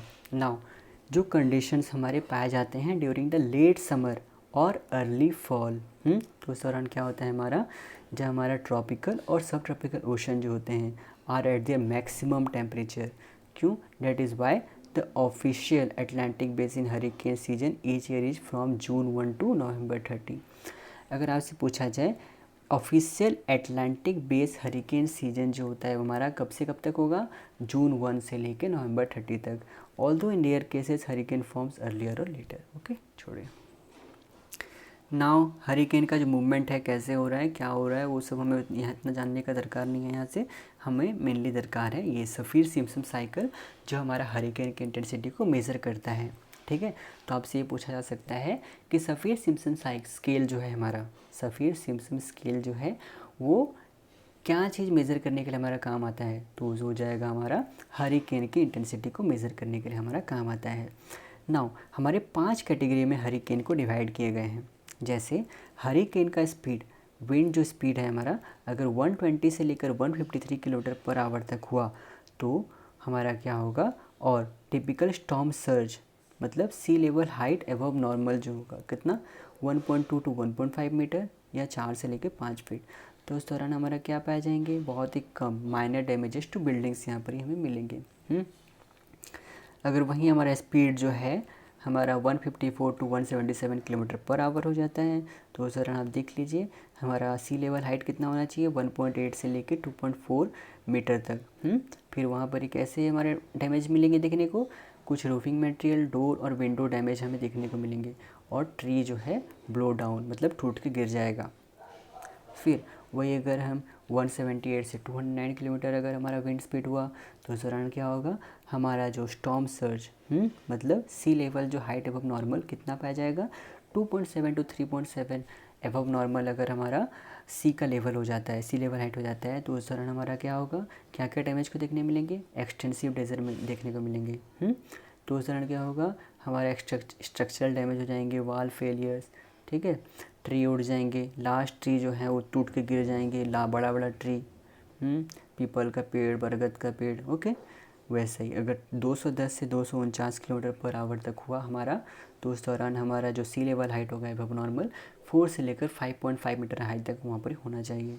तो उस दौरान हमारा डैमेज जो होगा बहुत ज़्यादा एक्सट्रीम हो जाएगा, यहाँ पर मोस्ट एक्सटेंसिव स्ट्रक्चरल डैमेज मिलेंगे, वॉल फेलियर्स मिलेंगे, श्रब्स, ट्री और साइन बोर्ड जो लगे रहता है लोहा का वो सब भी टूटकर हमारा गिर जाएगा। और कैटास्ट्रॉफिक मतलब हमारा विंड स्पीड जो होंगे more than 250 kilometre per hour अगर हो गए और हमारा जो सी लेवल हाइट अबव नॉर्मल जो है वो अगर 5.8 मीटर पर मतलब 5.8 मीटर से ऊपर हो गया तो हमारा कैटास्ट्रॉफिक डैमेज देखने को मिलेंगे, मतलब complete roof failure, entire building failure और shrub, tree, sign blow down, मतलब हर टाइप का वहाँ पर डैमेज हमें देखने को लगभग मिल जाएगा। कब हमें ये सब Saffir Simpson scale of hurricane intensity यही हमारा होता है। समझ गए कैसे मेज़र करते हैं, क्या होता है, ओके, नाउ हमारा देखिए इस रीजन में हमारा क्या बोला है। नाउ अभी आप आ जाइए इस फिगर में, ठीक है। तो इस फिगर में हमारा क्या बोला है मेनली, हमारा ये सफ़ीर सिम्पसन हरिकेन इंटेंसिटी स्केल का सब कुछ एरिया में किस तरीके से हमारा डिवाइड हुआ है वो हमें मेनली दिखाया हुआ है। नाउ साइक्लोन, साइक्लोन हम कहाँ पर बोल रहे थे, हमारे इंडियन ओशन में जो पाया जाएगा हम उसे क्या बोल रहे थे, हम उसे साइक्लोन बोल रहे थे। ये हमारा देखिए इंडिया प्रेजेंट है। और फिर टाइफून, टाइफून हम कहाँ बोल रहे थे, हमारा western Pacific ocean. Pacific ocean हमारा ये है, ठीक है, ये हमारा इंडियन ओशन है, ये हमारा पैसिफिक ओशन है, हमारा ये इधर अटलांटिक हो जाएगा। ओके तो हमारा ये जो पैसिफिक ओशन है, वेस्टर्न पैसिफिक ओशन में हम किसा क्या बोल रहे हैं, हमारा हमारा बोल रहे हैं टाइफून बोल रहे हैं। और फिर हरिकेन, हरिकेन कब बोलते हैं, नॉर्थ अमेरिका और साउथ अमेरिका, ये देख रहे हैं, तो इसे हम यहाँ पर हरिकेन बोलेंगे। ओके नाउ एक चीज़ इसमें और एक चीज़ मार्क करने का है, ये देखिए आप यहाँ पर देख सकते हैं इसमें क्या बोला है कि ये पिंक कलर दिख रहा है, ये पिंक कलर मेनली तो ये कहाँ का है, इक्वेटर के पास। तो यहाँ पर इक्वेटर में मेनली क्या बोल रहा है, इसका क्या मतलब है कि इक्वेटर के पास हमारा ज़्यादा ट्रॉपिकल साइक्लोन्स पाए नहीं जाते हैं, ठीक है। मतलब ना साइक्लोन, टाइफून, हरिकेन हमारा मेनली इक्वेटर के पास मिल नहीं रहे हैं, हमें ये मेनली कहाँ पर मिल रहे हैं, मिड लैटिट्यूड में हमें मेनली ये सब मिल रहे हैं, ठीक है। तो किस तरीके से इंटेंसिटी डिवाइड हुआ है, क्या हुआ है, वही चीज़ के बारे में हमारे यहाँ पर बोला है। तो सबसे ज़्यादा यहाँ पर ही कहाँ दिख रहा है हमें, हमें सबसे ज़्यादा यहाँ पर ही वेस्टर्न पैसिफिक ओशन में दिख रहा है, सबसे ज़्यादा रेड कलर यहाँ पर। तो सबसे ज़्यादा हमारा इंटेंसिटी सबसे ज़्यादा इसका कहाँ पर होता है, हमारा वेस्टर्न पैसिफिक ओशन में। फिर हमारा ये अटलांटिक, ये नॉर्थ अमेरिका और साउथ अमेरिका के बीच में हमारा जो यहाँ पर है, तो यहाँ पर हमारा क्या हो रहा है, ये अटलांटिक ओशन में हमें यहाँ पर मेनली दिख रहा है। और फिर इधर फिर लास्ट में हमारा इंडियन ओशन में मेनली हमें दिख रहा है। और एक चीज़ यहाँ पर है कि जो ट्रॉपिकल साइक्लोन है हमारा ओरिजिनेट कहाँ पर हो रहा है, लो लैटिट्यूड रीजन में, that have warm ocean surface temperature and initially move from east to west but then curve into higher latitudes because of the Coriolis effect. Note the lack of tropical cyclones along the equator, ठीक है, समझ गए ना। Now eye of the hurricane, ये क्या है, जहाँ से हमारा हरिकेन होना स्टार्ट होता है उसे मेनली हम क्या बोलते हैं, eye of the hurricane. Okay now the diameter है एक टिपिकल हरिकेन का, वो कितना होता है, लेस देन 200 किलोमीटर। एक टिपिकल हरिकेन का अगर हम बात करें तो उसका जो डायमीटर होता है वो लेस देन 200 किलोमीटर होता है। ऑल्दो एक्सट्रीमली लार्ज हरिकेन का वहाँ पर ही हमारा एक्सीड कर जाता है कम से कम 800 किलोमीटर उसका डायमीटर, ठीक है। और एक टिपिकल हरिकेन का बात किए तो उसका जो डायमीटर है 200 किलोमीटर से कम होता है। और अगर हम बहुत बड़ा हरिकेन, बहुत ही लार्ज, एक्सट्रीमली लार्ज हरिकेन की अगर हम बात करें तो उसका जो डायमीटर होता है वो 800 किलोमीटर को भी एक्सीड कर जाता है। और जैसे ही हमारा एयर मूव करता है across the ocean surface towards the low pressure centre, हमारा क्या होगा, it is drawn up around the I of the hurricane, जैसे कि हम फिगर 6.20 सी में देख सकते हैं, ठीक है। यहाँ पर ही हमारा फिगर 6.20 सी, ये हमारा आई ऑफ द हरिकेन है, यहाँ पर दिख रहा है। ओके इसके बारे में हम पढ़ेंगे कि क्या है क्या नहीं, पहले इसको देख लेते हैं। नाउ जो air in the vicinity of the I spiral upwards, so horizontal wind जो है may be less than 15 kilometre per our. Now हमारा जो आई ऑफ द हरिकेन है इसीलिए ये हमारा काम होता है। तो अगर मतलब अगर आपको हरिकेन से बचना है ना, अगर हरिकेन सब जगह आ रहा है तो मेनली आप आई ऑफ द हरिकेन पे चले जाइए, जहाँ से वो ओरिजिनेट हुआ है, सबसे बीच वाला।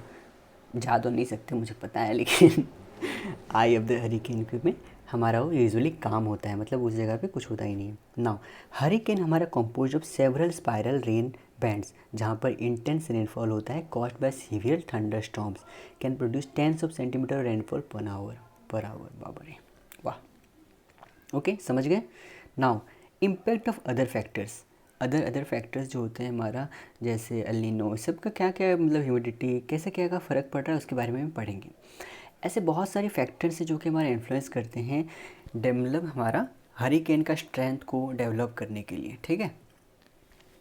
ओके नाउ जैसे एग्जांपल के तौर पर अगर हम बात करें तो warmer sea surface temperature, suppose sea surface, sea है हमारा, उसका सरफेस टेम्परेचर जो है अगर वो वार्म रहेगा तो उसकी वजह से क्या होगा, हमारा हरिकेन का वहाँ पर डेवलपमेंट होना हो सकता है। तो जहाँ पर स्ट्रॉन्ग विंड शेयर होगा इन द अपर एटमोसफियर, तो वो क्या करेगा, can ventilate heat away from a developing hurricane and thus interfere with hurricane formation.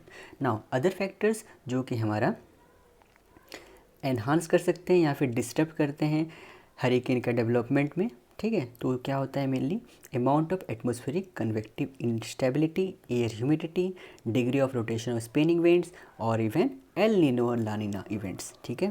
तो ये सब की वजह से होता है और ये सब का जितना है ना, ये सब के बारे में हम चैप्टर 7 में बहुत अच्छे तरीके से पढ़ने वाले हैं। ओके, सो बेफिक्र रहिए। नाउ अभी जो नए नए रिसर्च हैं वो उससे कंबाइन अगर हम करें with careful analysis of historical data, पीछे का पास्ट का अगर हम डाटा देखें और नए नए रिसर्च जो हो रहे हैं उनका डाटा को अगर सब कुछ कंबाइन करें तो हमें क्या बताता है, out of phase relationship between tropical cyclone variability in the North Atlantic and the eastern north Pacific, meaning that when one ocean basin has high storm occurrence, the other has low storm occurrence. The recognition of this pattern has helped improve hurricane forecasting. Okay, तो ये उतना खास important तो था नहीं, ठीक है, फिर भी आप इसे जाने रहिए। ये फिर हाँ, अभी ये किस तरीके से हमारा हरिकेन यहाँ पर डेवलप हो रहा है इसके बारे में बहुत अच्छे तरीके से यहाँ पर दिया हुआ है। तो आइए इसको हम देखते हैं। अगर हम इस फिगर का बात करें तो सबसे पहले हमारे यहाँ पर क्या बोला है, देखिए हरिकेन हमारा ओरिजिनेट कहाँ पर हो रहा है, लो लैटिट्यूड रीजन में, जहाँ पर हमारा सी सरफेस टेम्परेचर जो है बहुत ज़्यादा वार्म है। तो सबसे ज़्यादा वन यहाँ पर ही हो रहा है, ट्रेंड विंड यहाँ से ब्लो कर रहा है ना। फिर एक बार हरिकेन बन जाता है तो वो हमारा इन्फ्लुएंस किससे होता है, ट्रेड विंड से। ट्रेड विंड हम कहाँ पर पाया जाता है, बोलिए, ट्रेड विंड हमारा 5 डिग्री से लेकर 30 डिग्री पे जो मिल रहा था ना उसे हम ट्रेड विंड बोलते हैं। और ट्रेड विंड को हम वहाँ पर क्या बोल रहे थे, और एक नाम क्या बोल रहे थे उसे हम, बोलिए, Hadley cell. Okay, so they generally travel from east to west, ठीक है। तो ईस्ट से वेस्ट ट्रैवल कर रहे हैं, हमें दिख रहा है। ओके फाइन, अभी हमारा यहाँ से लेकर यहाँ तक आ चुका है। अभी फिर हमारा ये, फिर hurricane curve to the right in the northern hemisphere. फिर जैसे इधर से आया ना तो वो क्या होगा, हमारा ये कर्व कर जाएगा राइट की तरफ, ठीक है, in the northern hemisphere because of the Coriolis effect, so they are steered into middle latitudes, ठीक है। मिडिल लैटिट्यूड फिर अब आ गए। अभी प्रिवेलिंग वेस्टर्ली हमारा यहाँ पर ही काम करेगा। प्रिवेलिंग वेस्टर्ली मतलब क्या हो गया हमारा, बोलिए, हमारा यहाँ पर ही कहाँ पर 30 डिग्री से लेकर 60 डिग्री पे हमें जो मिल रहा था तो उसे हम क्या बोल रहे थे, फेरल सेल। ओके, तो मेरा यहाँ पर ही अभी ये आ गया। फिर एक बार यहाँ पर ही एज हरिकेन, जैसे ही हमारा हरिकेन जो मिडिल एटीट्यूड में अपना पैर रखेगा तो उससे क्या होता है, वो हमारा इन्फ्लुएंस किससे हो जाएगा, प्रिवेलिंग वेस्टर्ली से, जिसके वजह से वो हमारा वेस्ट टू ईस्ट फिर वो मूव करने लगेगा। ट्रेड विंड से कैसा मूव कर रहा था, ईस्ट टू वेस्ट। फिर अभी अगर प्रिवेलिंग वेस्टर्ली से इन्फ्लुएंस हो गया तो अभी कैसा मूव करेगा, वेस्ट टू ईस्ट। फिर हमारा once hurricane track away from the tropics onto land और कूलर वाटर, उसका एनर्जी सोर्स जो है वो टूट जाएगा वहाँ से, जिसकी वजह से फिर वहाँ पर हरिकेन जो है डिसिपेट हो जाएगा, ठीक है। तो हमारा मेनली हरिकेन इधर जगह पे मिल रहा है, देखिए किस तरफ, ऐसे हमारा यहाँ पर ही फॉर्म हुआ। ये डायग्राम को चीज़ देखिए, हमारा यहाँ पर ट्रेड विंड के द्वारा फॉर्म हुआ, जो कि मेनली हमारा कहाँ पर मिल रहा था, ओरिजिनेट हो रहा था इक्वेटर के पास, समझिए वहीं से ओरिजिनेट हो रहा है, लेकिन वहाँ पर ही होगा नहीं क्योंकि वहाँ पर कोरिलिस इफेक्ट है नहीं। तो वो धीरे धीरे ट्रेड विंड की वजह से हमारा ऊपर जाएगा, फिर वहाँ पर ही हमारा प्रिवेलिंग वेस्टर्ली, मतलब फिर वहाँ पर ही प्रिवेलिंग वेस्टर्ली वहाँ पर ही काम करेगा, फिर प्रिवेलिंग वेस्टर्ली की वजह से वो वेस्ट टू ईस्ट मूव करेगा। ओके, फिर उसके बीच में ऐसे बहुत सारे फैक्टर्स होते हैं जिसकी वजह से हमारा वहाँ पर ही बारिश हो गया, ठीक है, थंडर स्टॉर्म, हरिकेन वहाँ पर ही स्टॉर्म वहाँ पर ही मेनली डेवलप होते हैं, ठीक है। तो यही डायग्राम का मतलब है। और हाँ, मेनली आप जितना यहाँ पर स्कैन दिया हुआ है ना, स्कैन करके आप इसको देखिएगा ना, बहुत अच्छी तरीके से यहाँ पर समझाया हुआ है, ठीक है, एनिमेटेड फॉर्म में है, तो आप उसे वहाँ पर ही अच्छे से देख सकते हैं। नाउ इस फिगर में अगर आप इसे एनिमेटेड फॉर्म में देखना चाहते हैं तो यहाँ पर दिया हुआ है, बहुत अच्छी तरीके से आप इसे देख सकते हैं। बाकी जितना भी इम्पोर्टेंट चीज़ था मैंने आपको इससे पहले बता चुका है, बस वही चीज़ है, ठीक है। तो अभी देखते हैं हम टाइप्स ऑफ डिस्ट्रक्शन। ओके, तो हमारा हरिकेन से डिस्ट्रक्शन होता है वो मेनली किस वजह से होता है कि उसका हाई विंड होता है हरिकेन का, फिर उसके वजह से हरिकेन की वजह से हमारा फ्लडिंग होता है जिसमें बहुत ही अमाउंट का इंटेंस रेनफॉल हमारा होता है, तो उसके वजह से हमारा मेनली जो है डिस्ट्रक्शन पाया जाता है। ना अगर हम बात करें स्टॉर्म सर्ज का, तो स्टॉर्म सर्ज जो है वो mainly causes the majority of hurricanes coastal destruction. Coastal destruction मतलब हमारा ऐसे ये सी यहाँ पर ख़त्म हो रहा है और ये लैंड पार्ट है, तो ये जो पार्ट है ना इसे हम कोस्ट रीजन बोलते हैं, कोस्टल रीजन, ठीक है, तो समुद्री तट पर। नाउ तो यहाँ पर जो मेनली है, यहाँ पर स्टॉर्म सर्ज हमारा मेनली मिलता है, causes the majority of hurricanes coastal destruction. In fact अगर हम बात करें तो स्टॉर्म सर्ज ही रेस्पॉन्सिबल है for 90% of the deaths associated with hurricanes. ठीक है, नाउ जब भी हरिकेन डेवलप होता है हमारा ओशन में, तो उस दौरान क्या होता है, लो प्रेशर सेंटर जो है produces a low hill of water. ठीक है, मतलब ऐसे ऐसे करके यहाँ पर जो है ना नीचे गड्ढा टाइप का बन जाता है। जैसे हम पानी बोतल लेते हैं ना, पानी बोतल लेते हैं, उसको ऐसे करके हिलाते हैं तो क्या होता है, ऐसे ऐसे हरिकेन टाइप का बन जाता है कि गिट गिट गिट गिट से फॉर्म नहीं लगता है। ठीक है, तो वही यहाँ पर ही बोला है, लो हील ऑफ वाटर यहाँ पर ही फॉर्म हो जाएगा। तो जैसे ही हरिकेन माइग्रेट करता है क्रॉस द ओपन ओशन की तरफ, ओपन ओशन मतलब ठीक है, यहाँ पर क्या बोला जा रहा है, लैंड से बहुत दूर पार्ट, सपोज इधर, ठीक है, ओशन में, तो यहाँ पर जैसे वो माइग्रेट करना होगा तो द हील जो है, मतलब वो जो नीचे फॉर्म हुआ है ना ये पार्ट, जैसे जैसे हो रहा है तो वो भी उसके साथ मूव करेगा। और जैसे ही हरिकेन अप्रोच करेगा सैलो वाटर नियर शोर, मतलब इधर तरफ जैसे ही वो मूव कर रहा है तो उस दौरान क्या हो रहा है, हमारा जो पोर्सन है हील का over which the wind is blowing shoreward produces a mass of elevated wind driven water.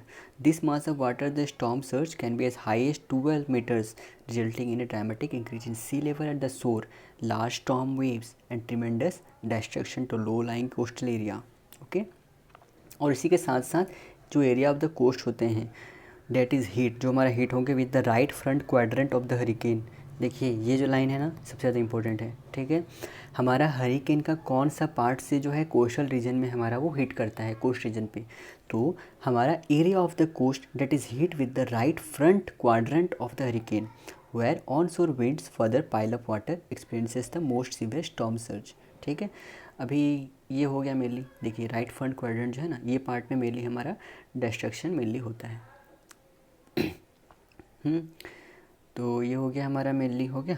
तो हिस्टोरिक डिस्ट्रक्शन अगर देखें तो ये खास इंपॉर्टेंट है नहीं, कुछ है ही नहीं, हमारे ये काम का नहीं है। फिर ये भी हमारा काम का नहीं है, यहाँ भी दिखा हुआ है। Okay leave it. हाँ, कैटरीना, हरिकेन कैटरीना ये याद रखिएगा, नाम है एक। Coming ashore along the gulf coast showing the hurricane counter clockwise direction और स्पिन और permanent central eye. Hurricane Katrina जिसका डायमीटर कितना था, 670 किलोमीटर था, was the largest hurricane of its strength to make landfall in the United States in recorded history। तो ये सब diagram मिलनी बस देख लीजिएगा, कैटरीना नाम याद रखिएगा।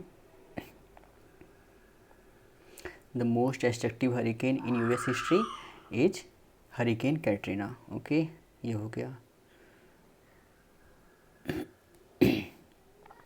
ये भी काम करनी है। फिर हाँ, यहाँ से अब द ओशन क्लाइमेट पैटर्न, और एक बात है हमारा tropical cyclone, extra tropical cyclone, ये सब जो है ना मेनली हम किसी क्लाइमेटोलॉजी में कवर करेंगे। ठीक है, तो उसके लिए कुछ बचा के रखते हैं, लेकिन इसमें बहुत कुछ है, क्या क्या कंडीशंस रिक्वायर होते हैं ट्रॉपिकल साइक्लोन को फॉर्म करने के लिए, मेनली इसमें इंपॉर्टेंट है। फिर ट्रॉपिकल साइक्लोन हमारा कहाँ से कहाँ तक मिलता है, लगभग 5 to 30 डिग्री में हमारा ट्रॉपिकल साइक्लोन मेनली मिलता है।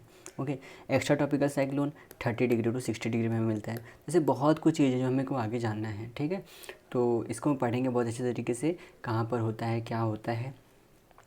और हाँ, यहाँ पर तो दिया नहीं है बुक में शायद से, लेकिन हमारा देखिए इंडिया में साइक्लोन, इंडिया में ट्रॉपिकल साइक्लोन क्या बोलते हैं, हम साइक्लोन बोलते हैं। ऑस्ट्रेलिया में क्या बोलते हैं पता है, ऑस्ट्रेलिया में बोलते हैं Willey Willey, Willey Willey. Okay, Willey Willey बोलते हैं। समझ गए, तो बस यही सब है। तो क्या क्या कंडीशंस रिक्वायर्ड है, जितना एक्स्ट्रा इन्फॉर्मेशन है ना मैं आपको वो क्लाइमेटोलॉजी में पढ़ाऊँगा। तो अभी इसको यहाँ जितना इसमें दिया हुआ है पहले इसको कवर करते हैं। द ओशन क्लाइमेट पैटर्न, तो इसमें मेनली तो जस्ट एज लैंड एरिया, जैसे ही लैंड एरिया का क्लाइमेट पैटर्न होता है, लैंड एरिया में हमारे क्लाइमेट पैटर्न मिलते हैं हमें, ये तो पता है, वैसे ही ओशन रीजन में भी हमें क्लाइमेट का पैटर्न मिलता है। और ओपन ओशन का अगर हम बात करें तो वो मेनली डिवाइड होता है क्लाइमेटिक रीजन में, जो कि रन जनरली कहाँ से करता है, ईस्ट से लेकर वेस्ट तक। और उनका रिलेटिवली स्टेबल बाउंड्री होता है, जो कि somewhat modified by ocean surface current. Okay, now equatorial region जो होते हैं हमारा, वो कहाँ पर स्पेन करेंगे, स्पेन्स द इक्वेटर, पूरे इक्वेटर में स्पेन करते हैं, जिसकी वजह से हमारा एबंडेंस ऑफ सोलर रेडिएशन वहाँ पर ही हमारा पड़ता है। इक्वेटर रीजन में इसलिए पड़ेगा, एबंडेंस ऑफ सोलर रेडिएशन में वो पड़ता है। उसके वजह से क्या होता है, हमारा मेजर एयर मूवमेंट जो है वो अपवर्ड की तरफ, अब वहाँ पे लो प्रेशर डेवलप हो जाएगा ड्यू टू वहाँ पर एबंडेंस ऑफ सोलर रेडिएशन। तो उसकी वजह से क्या होगा, air movement is upward because heated air rises. Now surface wind जो हमारा यहाँ पर ही होंगे आर वीक और वेरिएबल रहेंगे। जिसके वजह से क्या होगा, इस रीजन में हम इसको डोल्ड्रम्स बोलते हैं। नाउ अगर हम बात करें, सरफेस वाटर जो है हमारा वार्म रहता है और एयर जो है यहाँ पर सैचुरेटेड रहेगा वाटर वेपर के साथ, ठीक है, ये तो कंफर्म है। नाउ डेली रेन जो है, डेली रेन शावर्स यहाँ पर मेनली हमें देखने को मिलते हैं, जिसकी वजह से क्या होता है, सरफेस सैलिनिटी जो है वो रिलेटिवली लो रहता है। और जो इक्वेटोरियल रीजन है, जैसे जस्ट नॉर्थ और south of the equator are also the breeding grounds for tropical cyclones, ठीक है। तो ये लाइन आप याद रखिएगा, इक्वेटोरियल रीजन जस्ट नॉर्थ और south of the equator are also the breeding for tropical cyclones, ये लाइन आप याद रखिएगा, ठीक है। तो ये जो डायग्राम है ना, इसमें मेरे लिए क्या बोला है कि हमारा वार्म एयर करंट जो है, वार्म करंट किस तरीके से इधर जो मूव कर रहा है यहाँ से लेके, फिर ये कोल्ड करंट नीचे कैसे आ रहा है, तो ये मेनली स्पेसिफिक क्वेश्चन में किस तरीके से हो रहा है, ठीक है। तो फिर ये वार्म करंट इधर नीचे जा रहा है, फिर कोल्ड करंट ऊपर आ रहा है। ये मेनली जितना है ना, इसे हम चैप्टर 7 में बहुत अच्छे तरीके से पढ़ेंगे, इसमें बहुत ही अच्छे तरीके से दिया हुआ है चैप्टर 7 में, तो इसका डिटेल में हम वहाँ पर पढ़ेंगे, ओके। तो यहाँ पर ही बाकी कुछ है नहीं, तो इसको हम आगे स्किप करते हैं। नाउ हाँ, ट्रॉपिकल रीजन, सब ट्रॉपिकल रीजन, टेम्परेट रीजन, सब पोलर रीजन, इसके बारे में हम पढ़ लेते हैं फ़िलहाल, ठीक है। तो हमारा जो ट्रॉपिकल रीजन है वो एक्सटेंड कहाँ तक होता है, नॉर्थ और south of the equatorial region. Equatorial region suppose ये है, तो उसका नॉर्थ और साउथ जो है इक्वेटोरियल रीजन का, वहाँ पर हमारा तक वहाँ मिलनी होता है। जैसे Tropic of Cancer, Tropic of Capricorn, up to the Tropic of Cancer and Tropic of Capricorn, हमारा वहाँ तक ट्रॉपिकल रीजन हमें मिलने मिलता है। नाउ हमारा जो ये कैरेक्टराइज किससे होते हैं, यहाँ पर स्ट्रॉन्ग ट्रेड विंड्स मिलते हैं। ट्रेड विंड को हम क्या बोल रहे थे, याद कीजिए, हेडली सेल, जो कि मेनली हमारा ब्लो कहाँ से करते हैं, north east in the northern hemisphere and from south east in the southern hemisphere.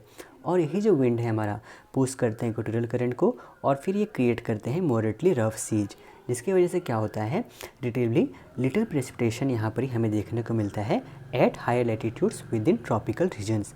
Now अभी जो प्रेसिपिटेशन इतना ज़्यादा यहाँ पर ही हो रहा है इक्वेटर के पास, तो उसकी वजह से क्या होता है, और हाँ, और एक वजह से हम ट्रॉपिकल साइक्लोन यहाँ पर अगर फॉर्म हो गया तो ये हमारा एनर्जी गेन करता है यहाँ पर ही, और हमारा लार्ज क्वांटिटी ऑफ हीट जो ट्रांसफ़र कर देता है from ocean to the atmosphere. समझ में आ गया ना। नाउ अगर हम बियॉन्ड द ट्रॉपिक्स बात करें तो हमें वहाँ पर सब ट्रॉपिकल रीजन हम उसको बोलते हैं। तो उस जगह पे हमारा क्या होता है, बेल्ट्स ऑफ हाई प्रेशर यहाँ पर ही हमें मेनली दिखने को मिलते हैं। हमारा ड्राई डिसेंडिंग एयर जो है यहाँ पर ही प्रोड्यूस करता है बहुत ही कम प्रेसिपिटेशन, मतलब यहाँ पर ही बहुत ही कम बारिश हमें देखने को मिलता है, और यहाँ पर ही बहुत ही हाई रेट ऑफ इवापोरेशन देखने को मिलते हैं, जिसकी वजह से क्या होता है, हाईएस्ट सरफेस सैलिनिटी इस ओपन ओशन में हमें देखने को यहाँ पर ही हमें मिलते हैं, जो कि हम चैप्टर 5 में पढ़ चुके हैं। अगर आपको देखना है तो फिगर 5.25 आप देख लीजिएगा, वहाँ पर ये मिल जाएगा आपको, ओके। नाउ जैसे कि हम जानते हैं, wind are weak and currents are sluggish, तो इसकी वजह से क्या होता है, typical of the horse latitude में। Now however strong boundary current जो होते हैं along the boundary of the continents, ये फ्लो कहाँ से करते हैं, flow north and south, particularly along the western margin of the subtropical oceans, okay. Now अगर हम बात करें टेम्परेट रीजन, तो टेम्परेट रीजन क्या होगा, इसे हम मिडल लैटिट्यूड या मिड लैटिट्यूड भी बोलते हैं। इसमें मेनली हमारा क्या होता है, स्ट्रॉन्ग वेस्टर्ली विंड्स हमें देखने को मिलते हैं, जिसे हम प्रिवेलिंग वेस्टर्ली भी बोलते हैं। और प्रिवेलिंग वेस्टर्ली को हम कौन सा सेल बोल रहे थे, हमारा बोल रहे थे वो फेरल सेल बोल रहे थे, जो कि हमारा मेनली ब्लो करता है from the south west in the northern hemisphere और north west in the southern hemisphere, okay, जो कि फिगर आप 6.12 में देख सकते हैं। नाउ जैसे कि हम जानते हैं, सीवियर स्टॉर्म्स जो हैं वो कॉमन होते हैं स्पेशली ड्यूरिंग विंटर, और प्रेसिपिटेशन यहाँ पर ही बहुत ज़्यादा मिलता है। इनफैक्ट अगर हम बात करें तो North Atlantic is noted for fierce storms, ठीक है, which have claimed many ships and numerous lives over the century, मतलब यहाँ पर बहुत ही तेज़ तूफान हमें देखने को मिलता है, ठीक है, कहाँ पर, नॉर्थ अटलांटिक रीजन में। अब सब पोलर रीजन की अगर हम बात करें तो सब पोलर रीजन यहाँ पर ही हमें बहुत ही अमाउंट का एक्सटेंसिव प्रेसिपिटेशन देखने को मिलता है। क्यों, ड्यू टू द सब पोलर लो, सब पोलर लो के वजह से। और सी आइस जो यहाँ पर हमारा कवर कर लेता है सब पोलर ओशन को इन विंटर, लेकिन फिर वो बाद में मेल्ट हो जाता है for the most part in summer. अगर आइसबर्ग्स यहाँ पर ही मेनली कॉमन देखने को मिलते हैं, और सरफेस टेम्परेचर जो होता है सेल्डम बहुत ही कम, बहुत ही मुश्किल से एक्सीड करता है 5 degree Celsius in the summer months, okay. Now अभी पोलर रीजन हमारा लास्ट है, इसको पढ़ते हैं। तो पोलर रीजन में क्या बोला है कि सरफेस टेम्परेचर जो है हमारा एट और near freezing in the polar reason, polar region में मेनली हमारा क्या होगा, सरफेस टेम्परेचर मतलब फ्रीज वहाँ पर ही बर्फ़ बन के रहता है, वहाँ पर पढ़े ही हम पोलर रीजन, एंटार्क्टिक रीजन ये सब में। जिसकी वजह से क्या होता है, आइस यहाँ पर ही हर साल मतलब साल का हर दिन हमें यहाँ पर ही आइस हमें देखने को मिलता है। और पोलर हाई प्रेशर हमें ये कहाँ पर मिल रहा था, 90 डिग्री में मिल रहा था, याद है ना, जो कि एक टाइप का बाउंड्री था जो कि मैंने डोमिनेट करता है इस एरिया में, पोलर रीजन में, जिसमें इंक्लूड हमारा होता है Arctic Ocean and the ocean adjacent to Antarctica. और इस जगह पे हमारा किसी टाइप का भी सनलाइट विंटर में नहीं देखने को मिलता है और कांस्टेंट डे लाइट हमें समर को देखने को मिलता है। ओके, समझ में आ गया ना अभी किस तरीके से हमारा आइस और आइसबर्ग्स हमारे फॉर्म होते हैं। तो हमारे यहाँ पर क्या बोला है कि हाई एल्टीट्यूड रीजन में हमें लो टेम्परेचर देखने को मिलेगा। ऑब्वियसली लो लैटिट्यूड रीजन में क्या होगा, हमें हाई टेम्परेचर देखने को मिलता है। तो वही हाई लैटिट्यूड रीजन में हमें जब लो टेम्परेचर देखने को मिलेगा तो उसकी वजह से क्या होगा, वहाँ पर परमानेंट और नियरली परमानेंट आइस कवर हमें सी सरफेस पे देखने को मिलेंगे। नाउ ये जो टर्म सी आइस है वो किसके यूज, कहाँ पर यूज किया जाता है, is use to distinguish such masses of frozen sea water from icebergs, जो कि हमारा मेनली कहाँ पर पाए जाते हैं, at sea, but originate by breaking off from glaciers that originate on land. तो सी आइस जो हमारा फाउंड कहाँ पर होता है, throughout the year around the margin of Antarctica within the Arctic Ocean and in the extreme high latitude region of the North Atlantic Ocean. ठीक है, now हमारा सी आइस जो है किस तरीके से हमारा फॉर्म होता है उसको भी हम पढ़ लेते हैं। आप इसको देखते रहिए, मैं आप अपना नोट्स बनाया हूँ उसमें से आपको बता देता हूँ, वही सेम चीज़ें यहाँ पर। ओके, हमारा formation of sea ice notes में उतना अच्छा दिया नहीं हुआ है, मतलब डायरेक्ट पॉइंट में लिख दिया हूँ, तो हम यहीं से पढ़ते हैं बुक से ही। ओके, तो सी आइस क्या है, सी आइस हमारा उस टाइप का आइस है जो कि हमारा डायरेक्टली फॉर्म कहाँ से होता है, सी वाटर से हमारा ये डायरेक्टली फॉर्म होता है। क्या बोला मैं, सी आइस हमारा उस टाइप का आइस है जो कि हमारा डायरेक्टली फॉर्म कहाँ से हो रहा है, सी वाटर से। पहले वो स्टार्ट कैसे फॉर्म होना कैसे स्टार्ट होता है उसके बारे में जानते हैं। जैसे कि हमारा पहले वो होता है small needle like shape, hexagonal crystal के फॉर्म में, जो कि eventually become so numerous that a slush develops. Slush, अब ये स्लश वर्ड का मतलब क्या होता है, ये एक टाइप का स्नो होता है जो कि हमारे ऐसे ग्राउंड पर अगर गिर जाते हैं बहुत लंबे समय टाइम के लिए, अभी वो आइस और वाटर का जो मिक्सचर, डर्टी मिक्सचर बन जाता है। ठीक है, तो उसको मेनली हम स्लश बोलते हैं। और फिर जैसे हमारा स्लश डेवलप होता है इनटू ए थीन सीट, थीन सीट में हमारा जब स्लश फॉर्म होना स्टार्ट हो जाता है तो वो क्या होता है, it is broken by wind stress, फिर हमारा तूफान आता है, मतलब हवा आता है और उसे वो तोड़ देता है, और wave action into disc shape pieces, जिसे हम पैनकेक आइस बोलते हैं। डिस्क शेप पीसेस को क्या बोलते हैं, पैनकेक आइस, जो कि हमारा फिगर 6.26 ए में दिया हुआ है। ये शेप देख सकते हैं आप। ठीक है, पैनकेक आइस है ये, जो कि इनिशियल स्टेज है सी आइस का फॉर्मेशन में। तो आपसे पूछा जा सकता है what is the initial stage of sea ice formation, तो आप बोलेंगे पैनकेक आइस, जिसमें क्या होता है, frozen slush it is broken by wind stress and wave action into disc shape pieces. Okay, ठीक है, तो फिर उसके बाद हमारा क्या हो रहा है, जैसे ही हमारा ये एज फर्दर फ्रीजिंग अकर्स यहाँ पर होते हैं तो पैनकेक जो है मर्ज हो जाते हैं फॉर्म करने के लिए आइस फ्लोज।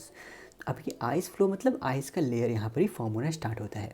फिर ओवर टाइम जैसे ही हमारा आइस का लेयर यहाँ पर इमर्ज और क्रिएट करते हैं लार्ज शीट ऑफ आइस, तो क्या होता है, which are moved by winds and currents to produce pressure ridges along their margins। Okay, now जिस रेट से हमारा सी आइस फॉर्म होता है वो क्लोजली टाइड रहता है, किससे, हमारा टेम्परेचर कंडीशन से क्लोजली टाइड रहता है। नाउ लार्ज क्वांटिटी आइस जो है हमारे फॉर्म होते हैं कहाँ पर, इन रिलेटिवली शॉर्ट पीरियड। क्यों, क्योंकि जहाँ पर हम मतलब कहाँ पर, when the temperature falls to extremely low levels such as the temperature below -30 degree Celsius, और लगभग ऐसे टेम्परेचर में क्या होता है, rate of sea ice formation जो है, आइस फॉर्मेशन जो है, सोज as ice thickens because of the ice which has the poor heat conduction effectively insulates the underlying water from freezing. फिर उसकी वजह से क्या होता है, इन एडिशन हमारा काम वाटर जो है पैनकेक आइस को इनेबल कर देता है। फिर हमारा जॉइन वो एक साथ जॉइन होके क्या होते हैं, which aids the formation of sea ice. Okay, तो कैसे बन रहा है, क्या बन रहा है, इतना खास इंपॉर्टेंट तो है नहीं, बस कैसा शेप होता है उसका, like pancake ice, ice flows ये कैसा हो रहे हैं, और आइस इसका कैसा क्या है प्रॉपर्टी, वही बस इसमें इंपॉर्टेंट है, बाकी और कुछ है नहीं। ठीक है, इसलिए उतना टेंशन मत लीजिएगा कि क्या है, जो भी इंपॉर्टेंट चीज़ होगा ना मैं आपको बता दूंगा इसमें क्या है क्या नहीं है, आपको जो पढ़ना पड़ने के लायक है। ओके, तो आप इसे पढ़ना चाहें तो अपने से पढ़ सकते हैं, बाकी कुछ खास इंपॉर्टेंट है नहीं, ठीक है, उसलिए मैं इसको स्किप कर रहा हूँ। Now stages of formation of ice किस तरीके से हमारा पहले हो रहा है, ठीक है। तो इसमें पैनकेक आइस जो है पहले फॉर्म होगा, फिर वो क्या होगा, as further freezing occurs pancake ice thickens into ice floes, फिर उसके वजह से फिर जो कि हमारे यहाँ पर दिखा है ना, यहाँ पर लिख रहे हैं आइस का लेयर बन गया यहाँ पर ही, वही सब एक साथ आके हमारा आइस का लेयर यहाँ पर ही बन गया है। फिर उसके बाद क्या हो रहा है हमारा, फिर हमारा हो रहा है ice flow eventually form large seat of ice that contain pressure ridges, ठीक है। फिर ये सब फॉर्म होकर हमारा ऐसा बन जाते हैं। तो वही चीज़ है, किस तरीके से हमारा सी आइस का फॉर्मेशन यहाँ पर ही हो रहा है। ओके, नाउ आइसबर्ग का हमारा फॉर्मेशन कैसे होता है, तो हम पहले पढ़ते हैं कि आइसबर्ग होता क्या है। आइसबर्ग हमारा एक बॉडी ऑफ फ्लोटिंग आइस है that has broken away from a glacier, glacier से वो टूट के आए हुए हैं, जैसे आइसबर्ग, ठीक है, ग्लेशियर नाम से वर्ड लग रहा है। That has a floating ice that has broken away from a glacier and so it is quite distinct from sea ice. मतलब बोलने का मतलब सी आइस और आइसबर्ग जो हमारे वो एक दूसरे से अलग दिखते हैं। ओके, और आइसबर्ग जो हमारा फॉर्म कैसे होते हैं, vast sea ice sheets on land, जो कि हमारा ग्रो होता है from the accumulation of snow and slowly flow outward to the sea. और जैसे ही हमारे ये सी पे पहुंचते हैं, once at sea, the ice जो होते हैं वो आइदर टूट जाएंगे या फिर हमारा प्रोड्यूस करते हैं आइसबर्ग, और because it is less dense and water floats on top of the water of an extending a great distance away from shore before breaking up under the stress of current wind and wave action. हाँ, तो ये इतना खास तो है नहीं। Okay, इसको भी स्किप मारो।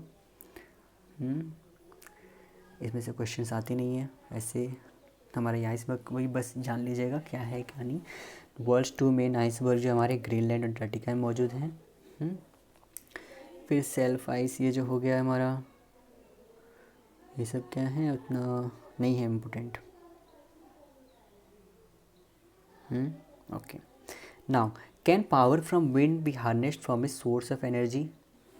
तो हमारा क्या है, area of highest wind power potential are shown in dark purple, ठीक है।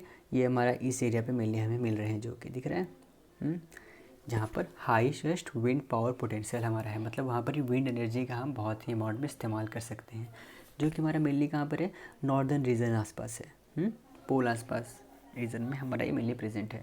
तो जैसे कनाडा कंट्री हो गया, तो ये सब कंट्री के लिए मेनली बहुत ज़्यादा यूजफुल है। ओके, तो अभी हम इसमें क्या है क्या नहीं मैं आपको शॉर्ट में बता देता हूँ, क्योंकि इतना खास तो है नहीं, बस बता दे रहा हूँ। ओके, और हाँ, इसमें एक चीज़ इंपॉर्टेंट है, बस ये ऊपर मैं आपको बताना भूल गया था, यहाँ पर ही है कि 90% of their mass is below the water line, मतलब आइसबर्ग्स 90% मास, आइसबर्ग को 90% मास होता है आइसबर्ग का, ठीक है, वो कहाँ पर होता है, बिलो द वाटर लाइन। आप ये वर्ड तो याद रखिएगा, ठीक है, बस इतना। ओके, और भी कुछ अगर इंपॉर्टेंट हुआ तो मैं आपको अगर फ्यूचर में बता दूंगा, बाकी कुछ है नहीं यहाँ तक मुझे लग रहा है। Okay, now can power from wind be harnessed as a source of energy. Yes, हम जानते हैं विंड मेनली यहाँ पर इसीलिए हम इस्तेमाल करते हैं। तो ये सब दिखाया गया है पर्पल कलर में आपको अच्छे से, तो आप इससे जान ही रहे हैं। नाउ जो अनइवन हीटिंग होता है अर्थ का by the sun drives various small and large scale winds. तो यही जो विंड होते हैं इन टर्न क्या होता है, हमारा मतलब विंड मिल को टर्न घुमाते हैं, टरबाइन को घुमाते हैं, जिसकी वजह से क्या होता है, हमारा इलेक्ट्रिसिटी जनरेट होता है। और वेरियस प्लेसेस ऑन लैंड हमारा उसकी वजह से क्या होता है, जहाँ पर विंड हमारा ब्लो करते हैं ऑलमोस्ट कॉन्स्टेंटली, लगभग हमेशा ब्लो करते रहते हैं, तो वहाँ पर ही हमारा जो विंड फार्म है बहुत ही अच्छे तरीके से वहाँ कंस्ट्रक्ट होता है, और उसी की वजह से हमारा वहाँ पर इलेक्ट्रिसिटी जनरेट वहाँ पर ही करते हैं। ओके ओके, नाउ ये हो गया। Some offshore wind farms have already been built and many more are being planned. Okay, ये सब नहीं है। हाँ, नाउ हमारा क्या है यहाँ पर, डेनमार्क जो है लगभग generate 18% of its power by wind, more than any country, ठीक है, किसी भी और कंट्री से सबसे ज़्यादा मतलब हमारा डेनमार्क में ही होता है। तो बस इतना जान लीजिए कि हमारा इससे हम इस्तेमाल कर सकते हैं, बाकी इसमें कुछ खास इंपॉर्टेंट है नहीं। और एक चीज़ है कि some of the best solution to the storage problem include pumping water to high area and using the water to turn turbines later, using pumps to store underground at high pressure store energy in avalanche battery. Okay, कुछ खास important है नहीं। इससे related हमारे exam में question आएगा नहीं। ये सब हो गया, हम जितना बताया ना काफ़ी ज़्यादा इंपॉर्टेंट है। ओके, तो हमारा चैप्टर यहाँ पर ख़त्म हो जाता है, और फिर उसके बाद हम स्टार्ट करेंगे कौन सा चैप्टर, हमारा चैप्टर नंबर 7, ठीक है, जो कि जल्दी वीडियो आपका आ जाएगा। Okay, so thank you very much for your patience. और अगर आपको मेरा कंटेंट अगर अच्छा लग रहा है या फिर आपको किसी भी तरह का हेल्प मिल रहा है या फिर कोई भी अगर डाउट है या कुछ भी परेशानी आपको हो रहा है तो बेझिझक आप कमेंट सेक्शन में मुझे बोलिएगा। और थैंक यू वेरी मच।